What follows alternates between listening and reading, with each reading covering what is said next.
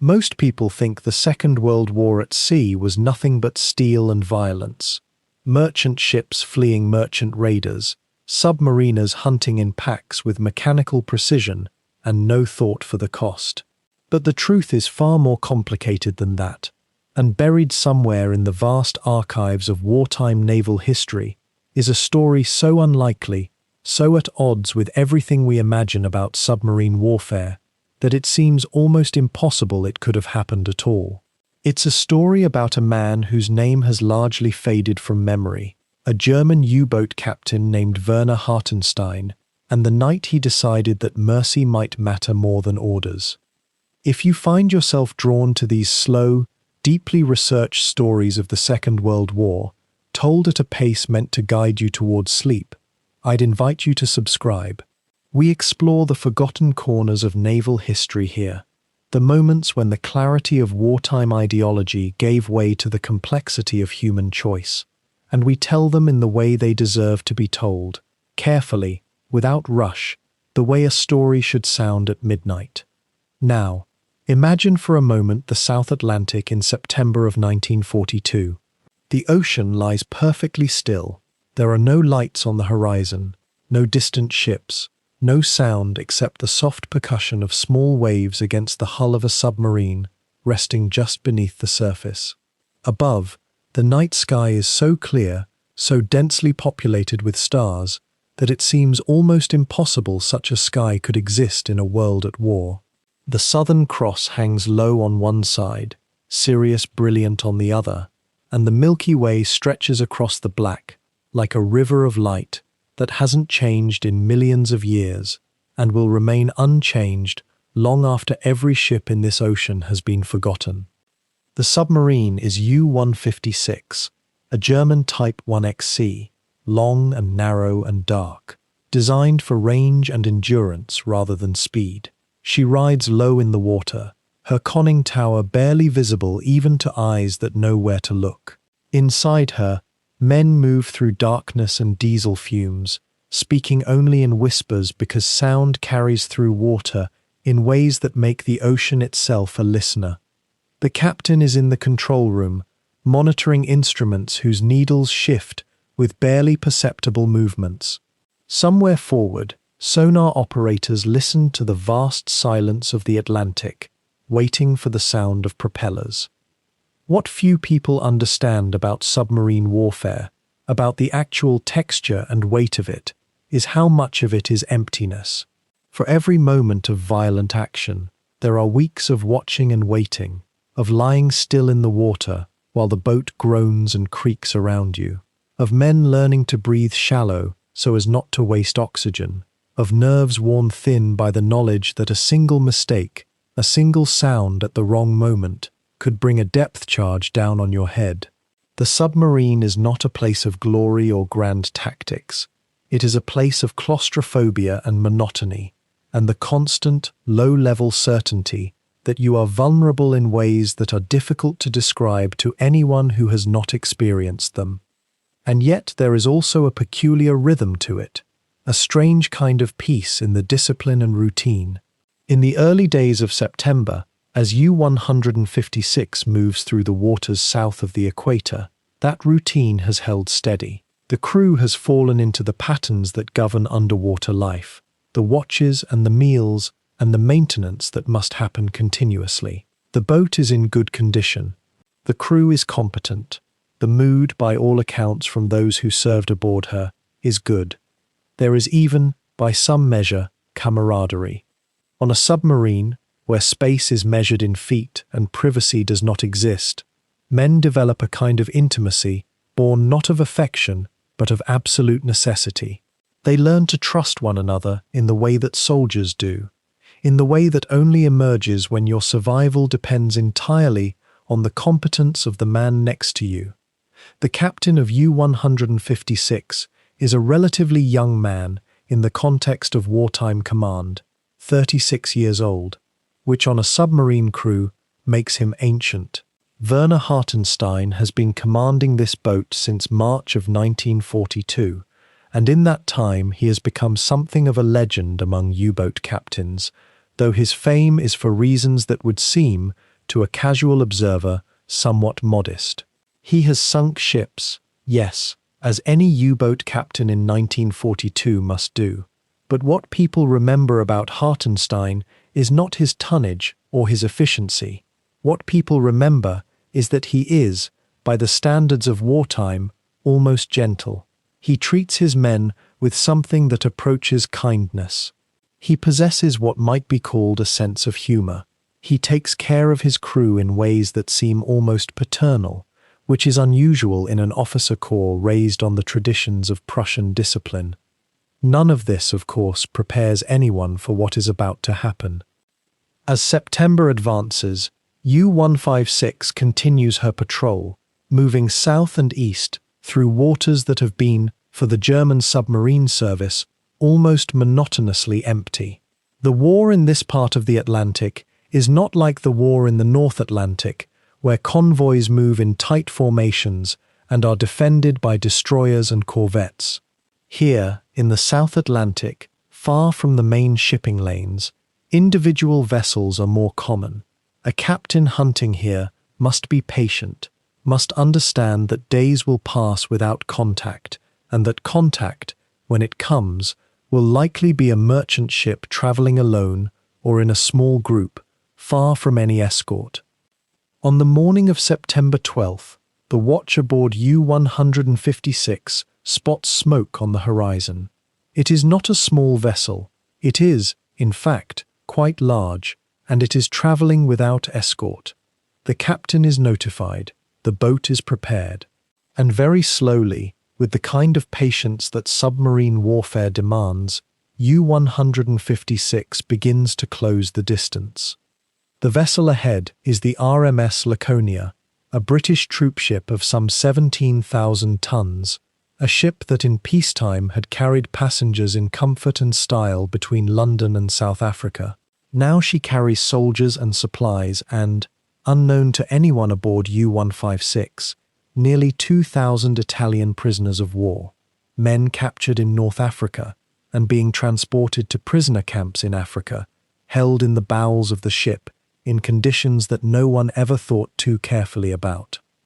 The ocean, so peaceful a moment ago, is about to become the stage for something that no one who experiences it will ever entirely understand, something that challenges every assumption about what a submarine captain might do, what mercy might look like in wartime, and what it means to be human in a moment when the rules seem clear, but the heart suggests something else entirely. If you find yourself drawn to these kinds of stories, the forgotten corners of history where individual human choices unfold against the machinery of global conflict, then you might consider subscribing to this channel, where we bring you deeply researched documentaries about the Second World War's naval dimensions, told in the slow, measured way that seems to suit the vastness of the ocean itself and the quietness of contemplation.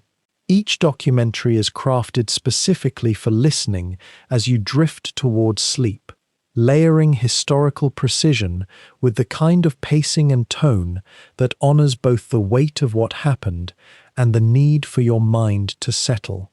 We spend months researching these stories, digging through archives and first-hand accounts, so that when you listen, you're hearing not just the outline of events, but the texture of them, the small human details that often get lost in the rush of conventional history.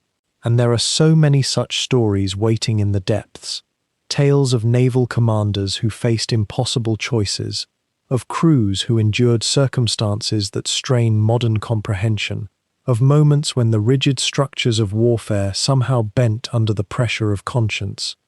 What draws us to these narratives, perhaps, is that they remind us that even in the darkest chapters, even in systems designed for destruction, individual men still had to decide who they were going to be. That tension, that choice, plays out again and again across the war's maritime dimensions, and each one offers something to contemplate as you listen in the darkness. By subscribing, you'll receive each new documentary as it's released, ensuring that you'll never miss an opportunity to sink deeper into these carefully researched waters, to learn about commanders and ships and moments of unexpected grace that history has largely forgotten.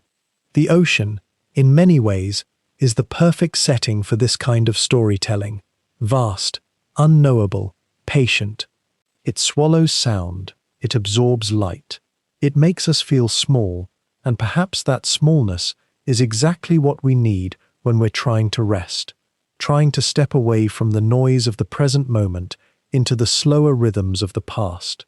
So if this resonates with you, if you find yourself curious about what other stories lie in these waters, join us. There are many more journeys to take, many more nights to spend exploring the hidden corners of naval history, many more chances to understand how ordinary people navigated extraordinary circumstances. And now, let us return to that dark Atlantic in 1942 and the man whose story we're about to trace through the depths. And yet among the thousands of names that emerge from the archives of the Second World War, among the admirals and commanders whose photographs fill the history books and whose decisions shaped entire campaigns, there exists one man whose story has nearly vanished into the soft silence of the deep.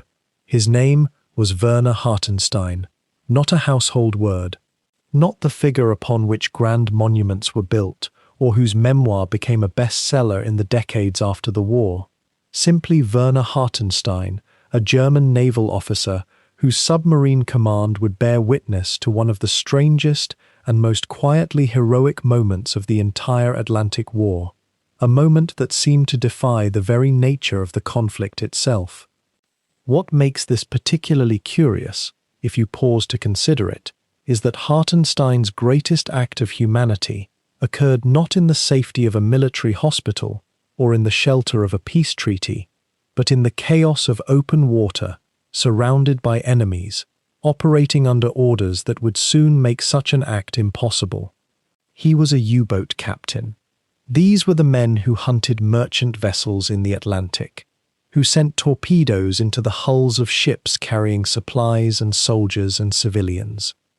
These were the men who, in the doctrine of unrestricted submarine warfare, did not distinguish between military and civilian targets. And yet within this system, in this particular moment, Hartenstein would make a choice that seemed to contradict everything his profession demanded. The central mystery of his story rests upon this profound contradiction.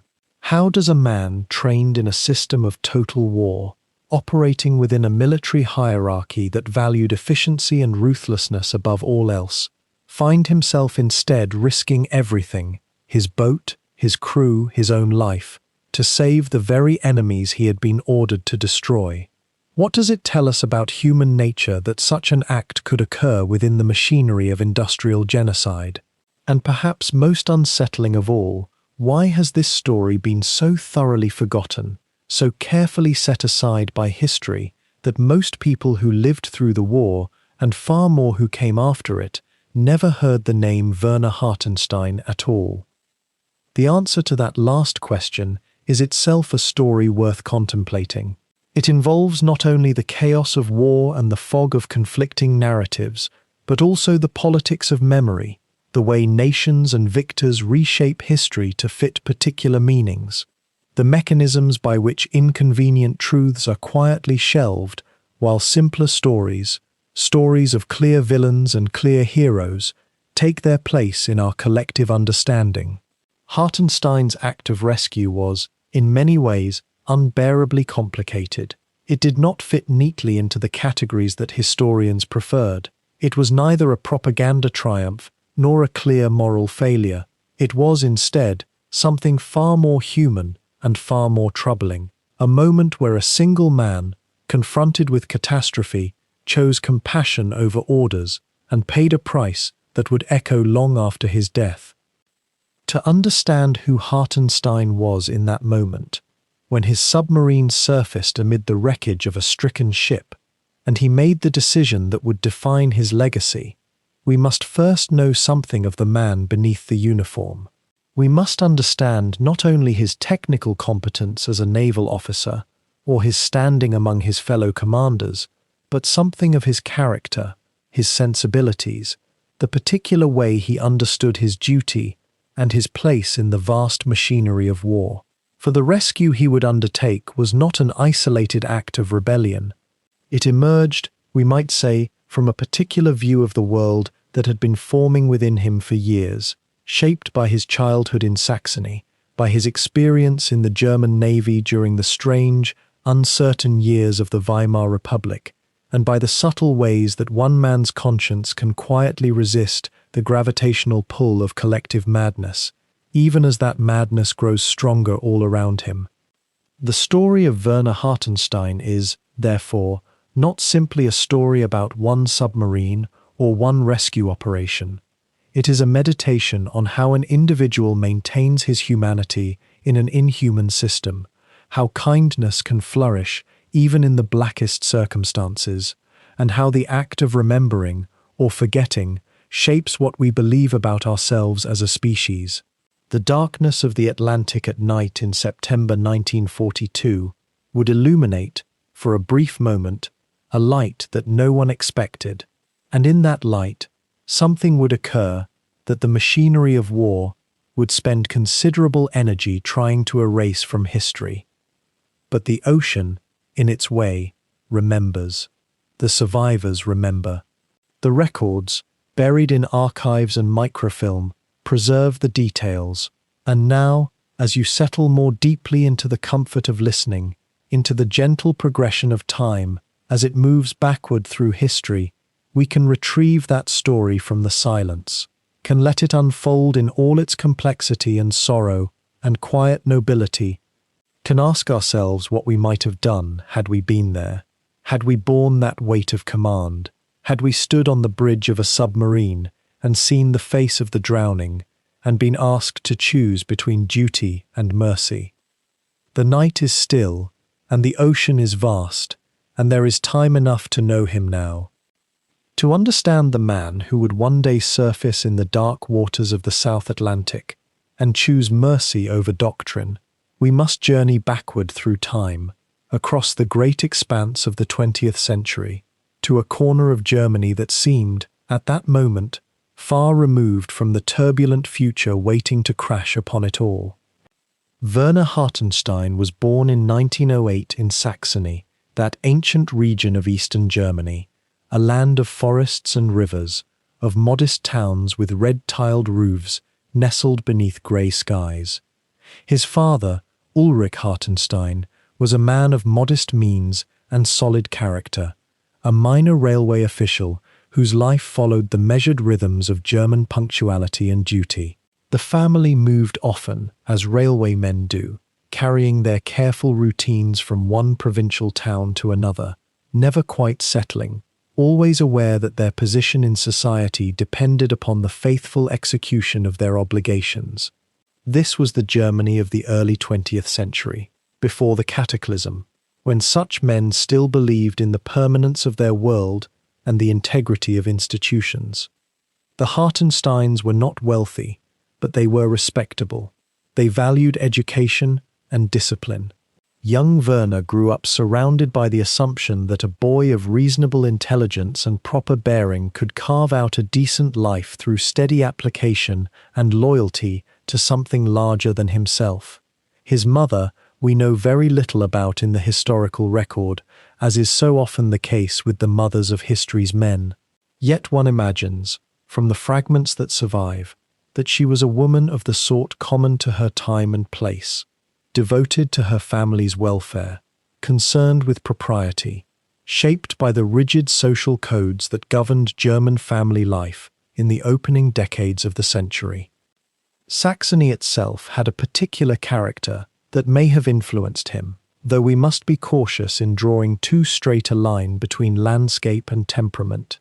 It was a region with a long tradition of craftsmanship and learning. The cities held universities and museums. There was pride in precision and in things well made. The forests were orderly, managed with the same methodical German efficiency that organized every other aspect of life. But beneath that order, invisible to the young boy, lay deeper currents of resentment and uncertainty that would reshape everything. Werner's childhood fell into the interwar period, And here we must pause to consider the peculiar atmosphere of Weimar Germany, that strange and conflicted era that would prove to be a kind of holding breath before the plunge. Germany had lost the Great War. The nation had been humiliated and economically devastated by the terms of Versailles. Inflation had ravaged the currency, wiping out the savings of the middle class, the very class to which men like Ulrich Hartenstein belonged. By the time Werner was a teenager, the world had collapsed into depression. Unemployment was widespread. There was a pervasive sense that something fundamental had broken in the orderly German world, that the institutions and values that had sustained the previous generation no longer held their old weight. And yet, among certain circles, there was also a kind of romanticized nostalgia for the naval traditions of Imperial Germany. The German High Seas Fleet had been scuttled at Scapa Flow in 1919, a bitter memory that festered in military culture. There were those who dreamed of German naval restoration, of reclaiming a place of honor on the world's oceans. In the households of minor officials and military men, in the schools and youth organizations, stories of the old Navy, of honor, sacrifice and duty, were kept alive like embers that might one day be fanned back into flame. As a boy and young man, Hartenstein seems to have been drawn toward the military tradition.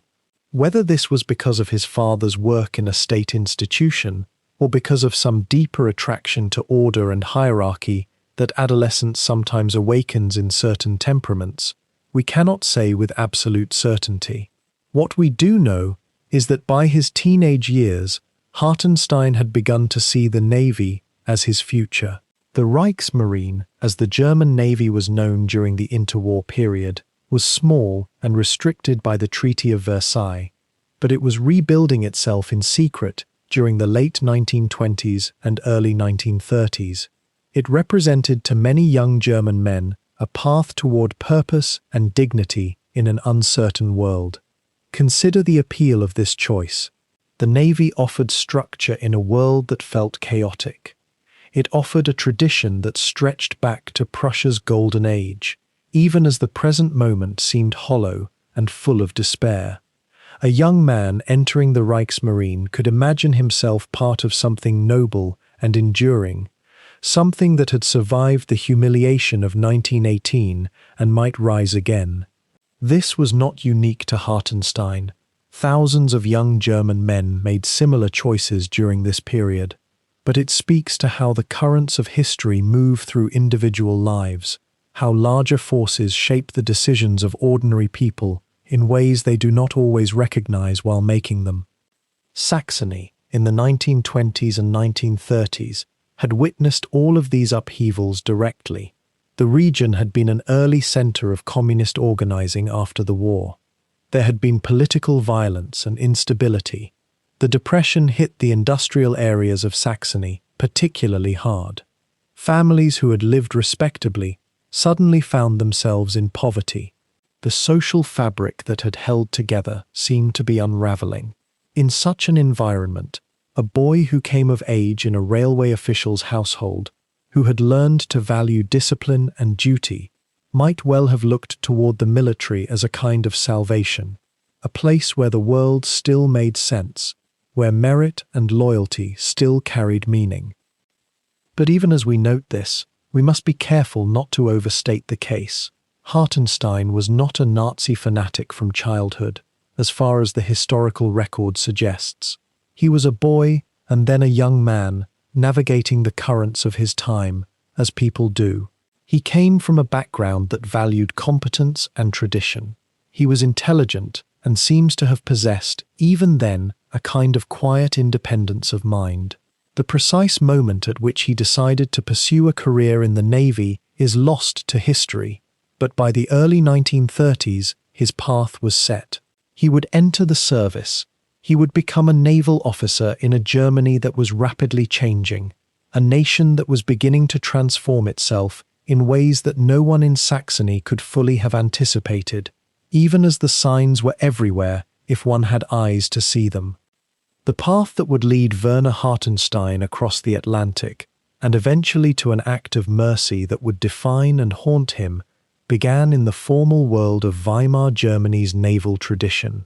In 1924, at 17 years of age, he entered the Reichsmarine as a naval cadet, leaving behind the relative quietness of Saxony for the austere corridors of naval academies, where young men learned not just seamanship, but an entire philosophy of duty, honor, and obedience that had been cultivated in German naval culture since the days of the Kaiser's fleet. The Navy, even in those years following Germany's humbling defeat in the Great War, clung fiercely to its traditions.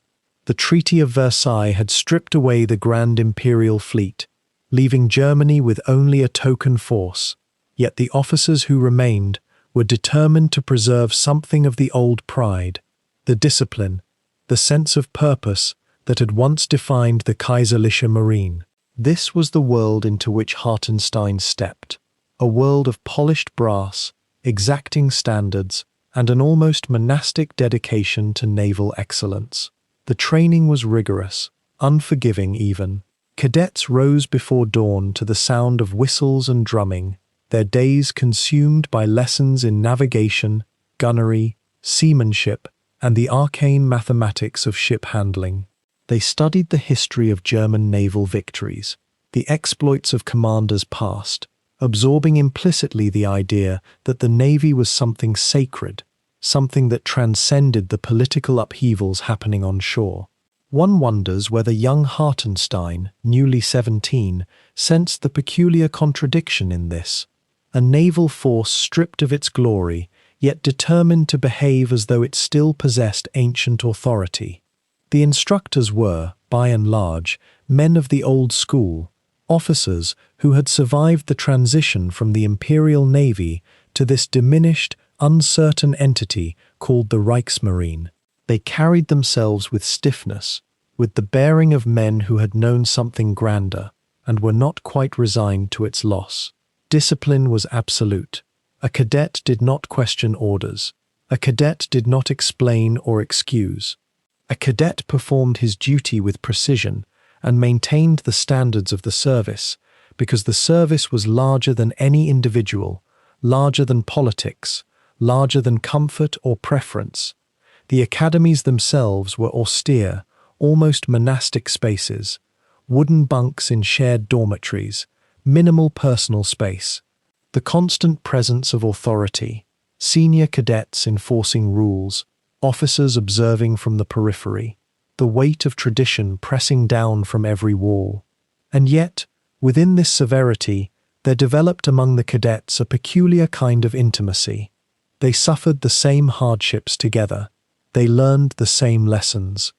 They internalized the same code. There was, perhaps inevitably, a camaraderie that came from enduring the same pressure, the same impossible standards. Hartenstein moved through this world with apparent ease. The historical record suggests he was neither exceptional nor struggling, a steady, capable cadet who absorbed what was offered and caused no trouble.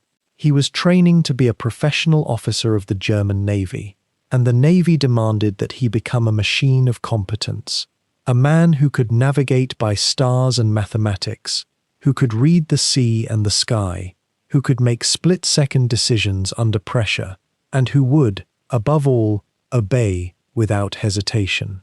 The late 1920s, when Hartenstein was progressing through his training, were paradoxical years in Germany. On the surface, there was something like normalcy. The economy was stabilizing.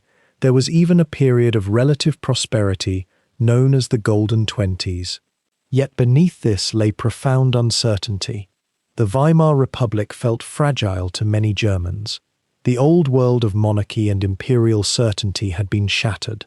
The Navy, in particular, was an institution clinging to values from a world that no longer existed.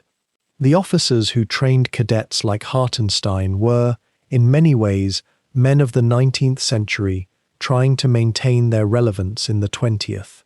This may have created in them, and perhaps in their students, a kind of vulnerability to ideologies that promised to restore greatness, to heal the wounds of defeat, to return Germany to a position of strength.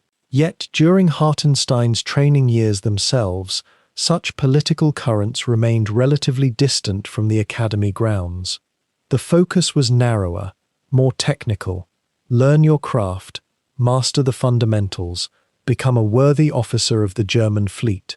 By the early 1930s, Hartenstein had completed his cadet training and was progressing through the ranks as a junior officer. He served on surface ships, destroyers perhaps, or small cruisers, gaining the practical experience that every naval officer needed. He learned what it felt like to stand watch on a pitching deck, to navigate in fog and storm, to manage men under pressure. He developed the reflexive competence of someone trained from adolescence to think in terms of duty, precision, and subordination to the larger structure. The culture of the Reichsmarine in these years was intricate and deeply rooted. There was a formal hierarchy that was rarely questioned. There were unwritten rules about how officers should conduct themselves, with reserve, with dignity, with a certain distance from those below them in rank. There was an intense pride in technical excellence and seamanship. And there was, perhaps most importantly, a profound sense that the Navy existed somewhat apart from ordinary politics, that naval officers were custodians of a tradition that transcended the current government. This belief in the Navy's transcendence, its separation from the political sphere, would prove to be one of the great illusions of the age. Yet for a young officer like Hartenstein, moving carefully through the hierarchy of the service, it was a comforting belief. It meant that his duty was to the Navy, to the service, to excellence in his craft, not necessarily to whatever ideology happened to be in power. One can imagine that for someone of Hartenstein's apparent temperament, steady, professional, apparently apolitical, this conception of duty had considerable appeal. The Navy, in effect, offered him a framework within which he could operate without having to think too deeply about larger political questions. His job was to master his profession, to command respect through competence, to uphold the standards of the service. Everything else was secondary. By the mid-1930s, as Germany's political landscape was transforming with increasing rapidity, Hartenstein was becoming a more senior officer. He had proven himself capable, reliable, worthy of advancement. The Navy, despite its efforts to remain above politics, was beginning to grow again. Hitler's rise to power in 1933 had brought, among other things, a dramatic expansion of German military capacity. The Treaty of Versailles, which had so severely limited German naval strength, was being systematically rejected. Germany was building ships, expanding its forces, and preparing for a conflict that many could see coming. And within this context of growth and rearmament, new opportunities were opening for officers like Hartenstein. The U-boat arm, in particular, was expanding rapidly under the leadership of Karl Dönitz, a figure who would come to dominate Hartenstein's career. But that expansion, that introduction to the world of submarine warfare, still lay ahead. For now, in these middle years of the 1930s, Hartenstein was still a conventionally trained naval officer, a man shaped by decades of tradition, moving upward through a hierarchy that seemed as eternal and unchanging as the sea itself. The discipline, the training, the code of conduct that had been instilled in him during those early years at the academy, these remained the framework through which he understood his place in the world.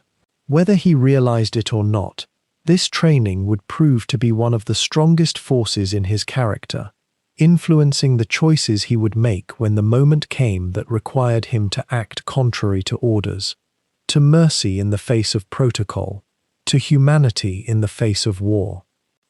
As the 1930s deepened and Germany's political life grew tighter around the iron will of National Socialism, the German Navy, the Reichsmarine, underwent a quiet but profound transformation. Where once it had been bound by treaties and the suffocating limits of Versailles, it began to dream again of power. And among the various arms of naval warfare, one branch was about to be resurrected from near obscurity: the submarine service. The U-boat, which had terrorized the Atlantic in the First World War before that conflict ended, was being dusted off, reimagined, and prepared to wage a new kind of war against commerce itself. At the center of this resurrection stood a man named Karl Dönitz. If you have not encountered his name before in your reading of the Second World War, you soon will, because Dönitz became, in many ways, the architect of the U-boat arm that Werner Hartenstein would eventually command. Dönitz was a disciplined, mathematically minded officer who had himself served in submarines during the Great War. He understood the submarine not merely as a weapon, but as a system, a tool that could, if employed correctly, strangle a nation's ability to feed and arm itself. Where others saw the U-boat as a nuisance or a limited tactical resource, Dönitz saw something far more ambitious: a strategic weapon capable of winning wars. Throughout the 1930s, as Hitler's Germany grew in military strength and international isolation, the submarine arm quietly expanded. New boats were laid down in German shipyards, crews were trained, doctrine was debated, and a philosophy of underwater warfare began to crystallize in the minds of German naval planners. The U-boat, once the subject of whispered fear during the First World War, was being brought back to life, and this time it would be more modern, more numerous, and guided by a more systematic and ruthless doctrine than anything that had come before. The legal framework that had temporarily constrained submarine warfare, such as it was, began to crumble as the 1930s wore on. The Washington naval treaties and their successors had attempted to create rules around how submarines ought to behave in wartime. They were supposed to surface, warn merchant vessels, and allow crews to evacuate before sinking. These were courtesies that even in the First World War had often been observed more in the breach than the keeping. But in the 1930s, as international law grew weaker and the prospect of another great conflict loomed ever closer, the notion that submarines would politely announce themselves before attacking seemed increasingly quaint. Dönitz and his planners began to develop what they called the doctrine of unrestricted submarine warfare. The term itself carries the weight of history. It had been tried in the First World War with mixed results and horrifying consequences for neutral shipping. But now, in a new age, with different ships, different weapons, and a different enemy, the Germans began to theorize about how submarines might be deployed not merely as a tactical weapon, but as an instrument of economic strangulation. The idea was elegantly simple in its brutality. If you could sink enough merchant vessels carrying supplies to Britain, you could theoretically force that island nation into submission without ever firing a shot at a warship. The mathematics of this strategy, when you examine them through the calm of history, begin to reveal themselves. How many tons of shipping would need to be sunk each month to prevent Britain from receiving enough food and raw materials to continue the war? Could submarines, if employed in sufficient numbers and with sufficient coordination, achieve this threshold? What losses could the submarine arm sustain and still make the calculation worthwhile? These were the questions that occupied Dönitz's mind, and they were inherently calculations of probability and acceptable sacrifice. They were, in other words, very German in their precision and very divorced from the human reality of what they meant. The doctrine of unrestricted submarine warfare meant, in practical terms, that any vessel, whether it flew a military flag or a merchant's colors, whether it was large or small, whether it carried soldiers or women and children, was a potential target. There would be no warning. There would be no opportunity for crew to flee. The torpedo would come in the darkness, and a ship would simply cease to exist. The men and women aboard it would find themselves suddenly in cold water, struggling to survive, hoping that rescue might come. This was not, one must understand, a uniquely German invention. Other nations, when war came, would employ their submarines with similar ruthlessness. But Dönitz and his planners were among the first to systematize it, to make it not a regrettable necessity, but a deliberate strategy. And as the decade of the 1930s gave way to the early 1940s, as Hitler's ambitions grew ever larger and war seemed not merely possible but inevitable, this doctrine found increasing favor among German military planners who believed that Britain, locked in an island fortress, could be defeated if the supply lines bringing resources across the Atlantic could be severed. It is worth pausing here to reflect on something that often escapes our modern understanding of warfare. How differently the generation of officers who lived through the First World War approached the prospect of conflict in the Second. Many of them had seen firsthand the horror of trench warfare, the grinding attrition, the loss of life on an almost incomprehensible scale. When they thought about how to win the next war, some of them, men like Dönitz, reasoned that the answer must be to avoid repeating those mistakes. Instead of matching armies against armies in a prolonged grinding conflict, surely the answer was to find a way to strike at the enemy's ability to continue the war without ever having to field armies in the first place. The submarine seemed to offer that possibility. It seemed almost merciful by comparison to the alternative of land warfare. And yet, of course, it was nothing of the sort. By the time Werner Hartenstein, a junior officer of considerable promise, was finding his place within the growing submarine service, the doctrine was already well established. The U-boat arm was expanding rapidly, building new boats, training new crews, developing new tactics. The Atlantic was being divided into patrol zones, and a command structure was being established to coordinate submarine operations. Dönitz himself was rising in prominence and authority, and his vision for how submarines should be employed was becoming increasingly the dominant philosophy within the German Navy. There was, in all of this professional organization and strategic calculation, a certain terrible elegance. The Germans had taken the lessons of the First World War and refined them. They had theorized about how submarine warfare might be prosecuted with maximum efficiency and minimum waste. They had created a system in which young officers like Hartenstein could excel precisely because they were good at their jobs, because they were skilled tacticians, because they could handle complex machinery, because they could command the loyalty of their crews. The fact that the system itself was premised on the killing of innocent people as a matter of deliberate policy was, to the military mind, almost secondary. It was the nature of total war. It was the price of victory. But this is to get ahead of the story.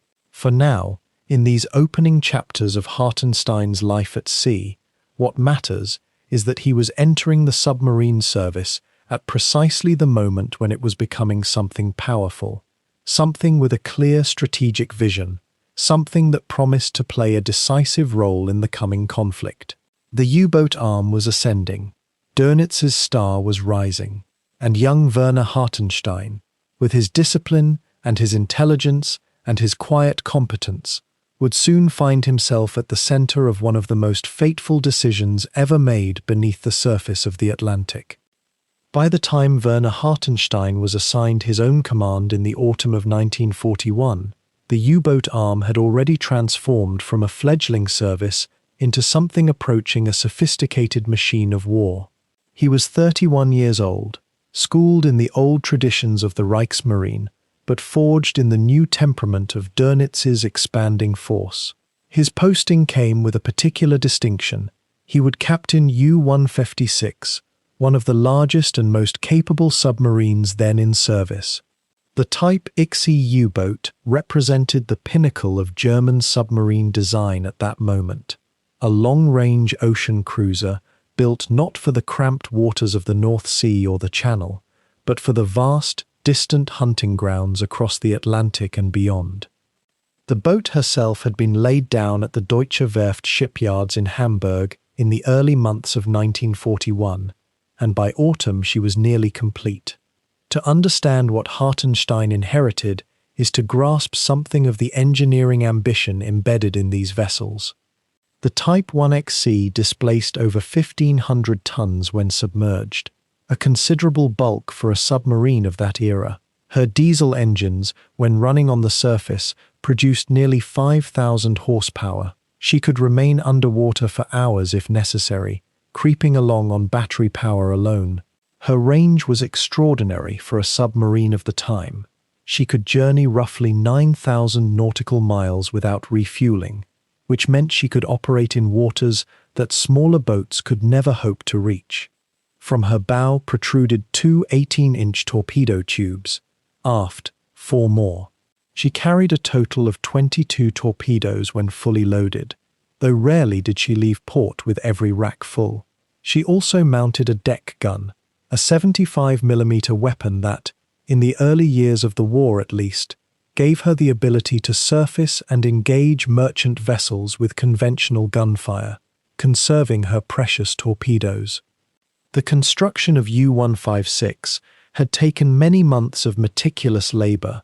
Welders and fitters moved through her hull in layers, installing the intricate machinery that would support human life hundreds of meters beneath the surface.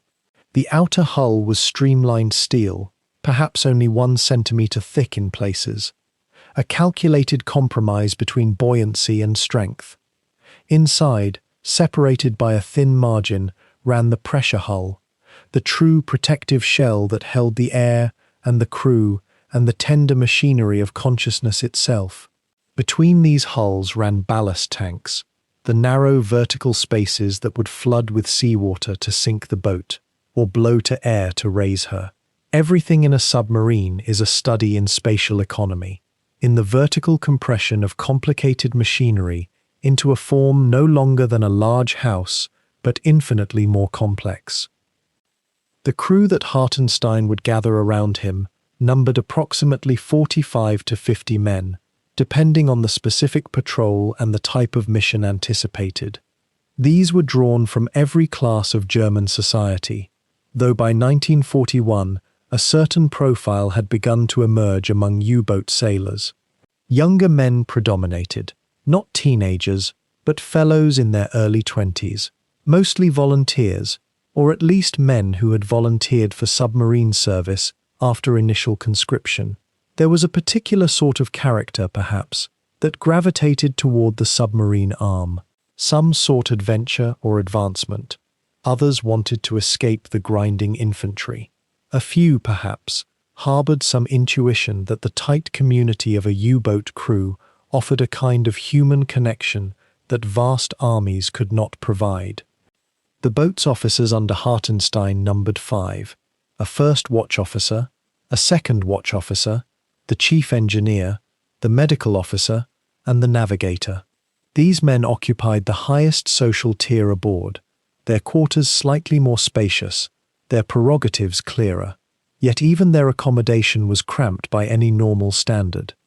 The commander occupied a small compartment near the control room that could be sealed off for privacy, a luxury, though the space would barely accommodate a bunk and a small desk. The first watch officer shared a similar cabin. Everyone else slept in shifts. The crew itself divided into several ranks and specializations. There were the helmsmen who steered the boat, the plainsmen who controlled her dive and surface. There were the torpedo operators, men of considerable skill who had to understand not merely the mechanical loading and firing of these weapons, but their behavior in the water, the currents and temperature layers that affected their runs. There were electricians who tended the enormous batteries that powered the boat when submerged, batteries that filled entire compartments below the control room and represented hundreds of heavy cells wired together in a delicate configuration. There were diesel mechanics, quartermasters, cooks, radio operators. The radio room, though small, was staffed with men of quiet intelligence who maintained contact with Fleet Command through an extraordinarily elaborate signaling system that had been refined over years of practice. To stand in the control room of a Type Annex C is, even in imagination, to occupy the brain of the vessel. Here, at its heart, all the boat's mechanisms converged. The periscope well rose through the center of the compartment like a metal spine. Around it were arranged the instruments that gave the commanding officer his knowledge of the outside world. The listening hydrophones that detected sounds traveling through water, the compass repeater, the depth gauge, the pressure gauges that told him how deep the sea bore down. The steering gear was here, and the diving controls. Below, accessible through a hatch, was the torpedo room, crammed with the long metal shapes of the weapons themselves, each one 14 meters in length, each one a repository of destructive potential. Forward of that lay the accommodation spaces where some of the crew slept, ate their meals, lived out the long hours of their patrol. What was it like to live aboard such a boat? The physical experience was one of compression and sensory disturbance. The air, despite ventilation systems, grew thick with moisture and the smell of diesel fuel. Men were separated not by the natural barriers of distance, but by the proximity of machinery. In the engine rooms, temperatures rose to uncomfortable levels. The noise was constant, the throb of diesel engines when surfaced, the hum of electric motors when submerged, the endless creaking of the hull under pressure. There was no privacy except in the smallest fractional sense. Men learned to sleep in narrow bunks, sometimes called hot bunking, where two sailors would share the same bunk on different watch schedules, one rising as the other lay down, the mattress still warm from the previous occupant's body. And yet, perhaps paradoxically, submarines bred a particular kind of camaraderie. The danger was real and understood by all. The trust required was absolute. You did not question whether the man beside you would perform his duty. You had to know it, as surely as you knew your own name. You did not fear him, because his survival and your survival were inseparable. Hartenstein, as he took command of U-156, inherited a boat with a small crew already gathered, some of them veterans of previous patrols. His reputation preceded him slightly, not as a brilliant tactical innovator, but as a capable, steady officer with a reputation for fairness and even, by the standards of military hierarchy, a certain gentleness in his command style. He believed in discipline, certainly, but he did not believe in cruelty or unnecessary harshness. He would share danger with his men, not shelter from it in the relative comfort of the commander's quarters. The boat was not yet perfect in the autumn of 1941. There were always small problems to iron out, a valve that leaked slightly, an instrument that needed recalibration. But she was sound, and she was ready.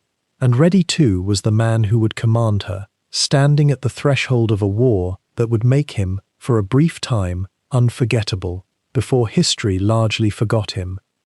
To understand Werner Hartenstein, one must first understand the submarine itself, not as an abstraction of naval power, but as a living, breathing steel vessel that consumed the days and nights of the men who sailed within it. The Type 1XC that would become U-156 was a masterpiece of German engineering, yes, but also a place of profound physical discomfort, a floating tube of iron and machinery that demanded everything from those aboard. Picture, if you will, the interior of such a boat, a space so narrow that two men could rarely pass each other without one turning sideways or pressing back against the cold metal walls. The pressure hull, that precious inner cylinder where the crew lived and worked, measured just over 20 feet in diameter at its widest point. Within that diameter lay everything: the torpedo tubes fore and aft, the control room with its maze of valves and gauges, the diesel engines that thundered below, the galley where 6 men might squeeze together to prepare food, the radio shack where operators hunched over their headsets listening to the static between worlds, the officers' quarters where Hartenstein himself slept in a bunk so narrow he could touch both walls if he stretched his arms. The smell is perhaps the first thing that would strike any visitor to the boat, though no visitors came. The diesel engines, when running on the surface, filled every space with their acrid exhaust, a smell that penetrated clothes, skin, and lungs until it became almost indistinguishable from the air itself. Mixed with this was the scent of oil, grease, sweat, and something else, something that accumulated in any space where 45 men lived, worked, ate, slept, and relieved themselves without ever truly leaving. There was no ventilation system, as the world above would understand it. The air that the men breathed was recycled, stale, heavy with the condensation of human respiration. In tropical waters, where much of U-156's early patrols would take place, the humidity inside the boat could become almost liquid. Sweat would drip from the overhead pipes, collecting in pools on the deck plates below. The silence, too, was something every submariner learned to respect and fear in equal measure. When the boat was submerged, and it spent long hours, sometimes days, beneath the surface, the diesel engines were shut down, and the electric motors hummed at a level so quiet that a man could almost believe he had gone deaf. But that quietness masked the constant tension of remaining undetected. Every creaking joint, every inadvertent cough, every footfall on the metal deck could potentially reveal the boat's position to the enemy destroyer or corvette that might be prowling above, listening through hydrophone arrays for the telltale sounds of a U-boat's passage through the water. Men learned to move carefully, to breathe shallowly, to communicate in hand signals when words might carry through the hull. The space allotted to each man below decks was barely more than his own body. The enlisted crew shared berthing spaces where a man slept in a bunk that was often occupied by a second sailor during the opposite watch rotation. They shared the same mattress, the same thin blanket, sometimes while the other's body heat was still embedded in the fabric. To some men, this arrangement was unbearable. To others, it became a form of comfort, a reminder that they were not alone in the darkness. Officers like Hartenstein had slightly more privacy, but only slightly. The captain's quarters were a compartment perhaps 8 feet by 6 feet, with a bunk, a small desk, and a wardrobe. It was here that he would retreat when he needed to be alone. And yet even here the sounds of the boat surrounded him, the whisper of compressed air in the ballast tanks, the steady rhythm of the electric motors, the conversations of men working in spaces just meters away on the other side of thin metal walls. Time itself took on a different character beneath the surface. The normal rhythms of day and night were meaningless when there were no windows, when the only light came from electric bulbs powered by dwindling batteries, when the clock on the wall was the only measure of a day that never truly dawned. The crew worked in 6-hour watches, meaning that most men slept in fragments, never quite achieving the deep rest that human bodies require. Some grew ill from the disruption, others seemed to adapt, their circadian rhythms simply surrendering to the artificial schedule imposed by naval discipline. Hartenstein, by all accounts, was one of those who adapted, though at what cost to his long-term health. The historical record is silent. The monotony of submarine patrol was, in many ways, more challenging than the moments of action. Long stretches of time would pass in which nothing happened, nothing at all. The boat would move through the water, the crew would maintain their stations, the hydrophone operators would listen intently to the sounds of the sea, searching for the telltale signatures of merchant ships or naval vessels. Hours would elapse, then more hours, then days.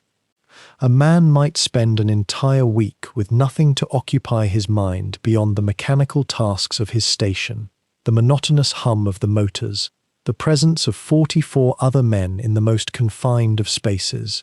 Books circulated from hand to hand, worn and reread until pages fell out. Men played chess using makeshift boards, their concentration intense, their games lasting entire watches. Some men wrote letters home, though they knew these letters might never be posted, might be lost if the boat were sunk. might be read by Allied sensors if the boat was captured. And yet in this monotony there was also a strange kind of camaraderie, a bond formed between men who knew that their survival depended utterly on each other's competence and attention. A single mistake by any member of the crew, a valve left open, a torpedo tube door improperly sealed, a moment of inattention during a critical maneuver, could result in the death of everyone aboard. This knowledge created a culture of precision, of quiet respect, of efficiency that was almost ritualistic in its nature. The crew of U-156, under Hartenstein's command, developed a reputation for being a cohesive unit, a boat where tensions rarely boiled over, despite the nearly unbearable conditions of their existence. The food, too, played a role in shaping the daily reality of submarine life. Fresh provisions lasted only a few days at sea, after which the crew relied on preserved foods, tinned meat, tinned vegetables, dried bread that had to be softened in water or coffee before it could be eaten. The galley crew, despite the limitations of their workspace and supplies, took pride in preparing meals that were as palatable as possible, creating a small daily ritual of normalcy and comfort. Hartenstein was known to eat with his crew when circumstances allowed, a gesture that was not universal among German submarine captains, and which contributed to the loyalty his men felt toward him. The tension, too, was always there, lurking beneath the surface. When the hydrophone operators reported the sound of a distant diesel engine, when the alarm was given to crash dive, the boat would respond with a coordinated urgency that was almost balletic in its precision. Men would move to predetermined stations, speaking only when necessary, their voices calm despite the adrenaline flooding their systems. The boat would slip beneath the waves, and for hours they might remain silent and submerged, waiting, listening, hoping that whatever ship had been detected would pass without detecting them. Sometimes the threat was real, sometimes it was nothing more than a fishing trawler or a merchant vessel sailing an innocent course. But in those hours of waiting, every man aboard had to confront the knowledge that he might not surface again, that the cold water of the Atlantic or the Caribbean awaited, that his family at home might never know what had become of him.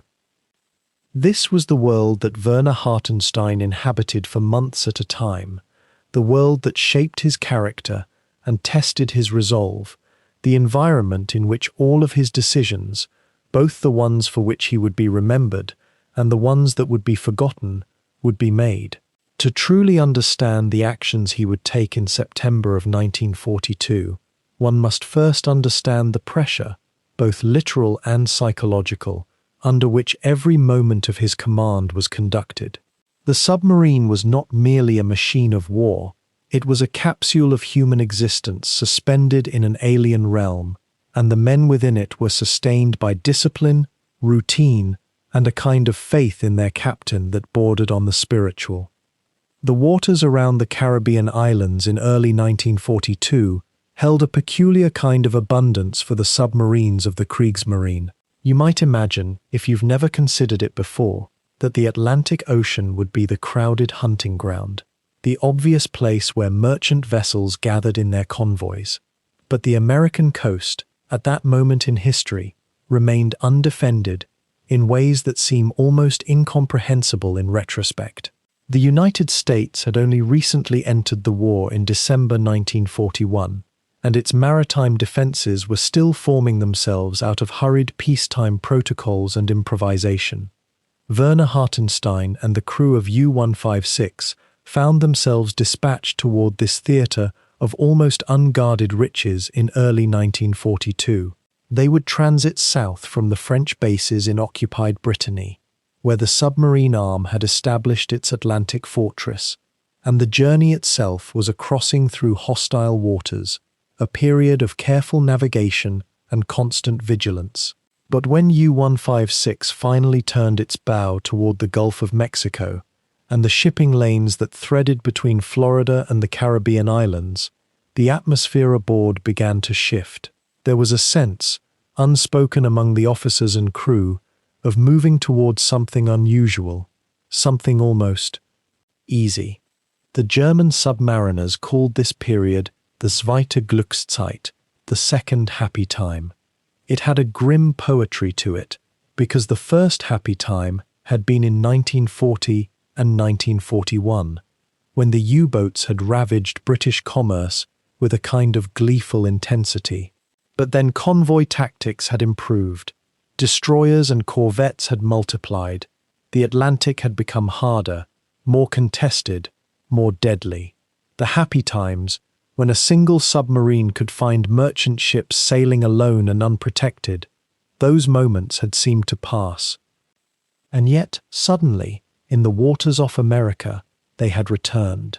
The truth was almost mundane in its explanation. The United States Navy, stretched thin across two oceans, had not yet fully organized its coastal defenses. Merchant ships still sailed independently along the eastern seaboard. There were no coordinated coastal patrols, no blackout regulations on the beaches themselves. American cities at night still glowed with light, their harbors illuminated like targets in a shooting range. And somewhere in Berlin, Admiral Karl Dönitz had looked at this situation and made a decision. He would send a wave of U-boats to the American coast. They would not try to fight the escort ships or contest the major convoy routes. They would simply prowl the littoral waters, the shallow regions near the coast, and they would sink merchant vessels almost at leisure. It must have felt, to the men aboard U-156 and her sister boats, like stepping into an earlier era of the war.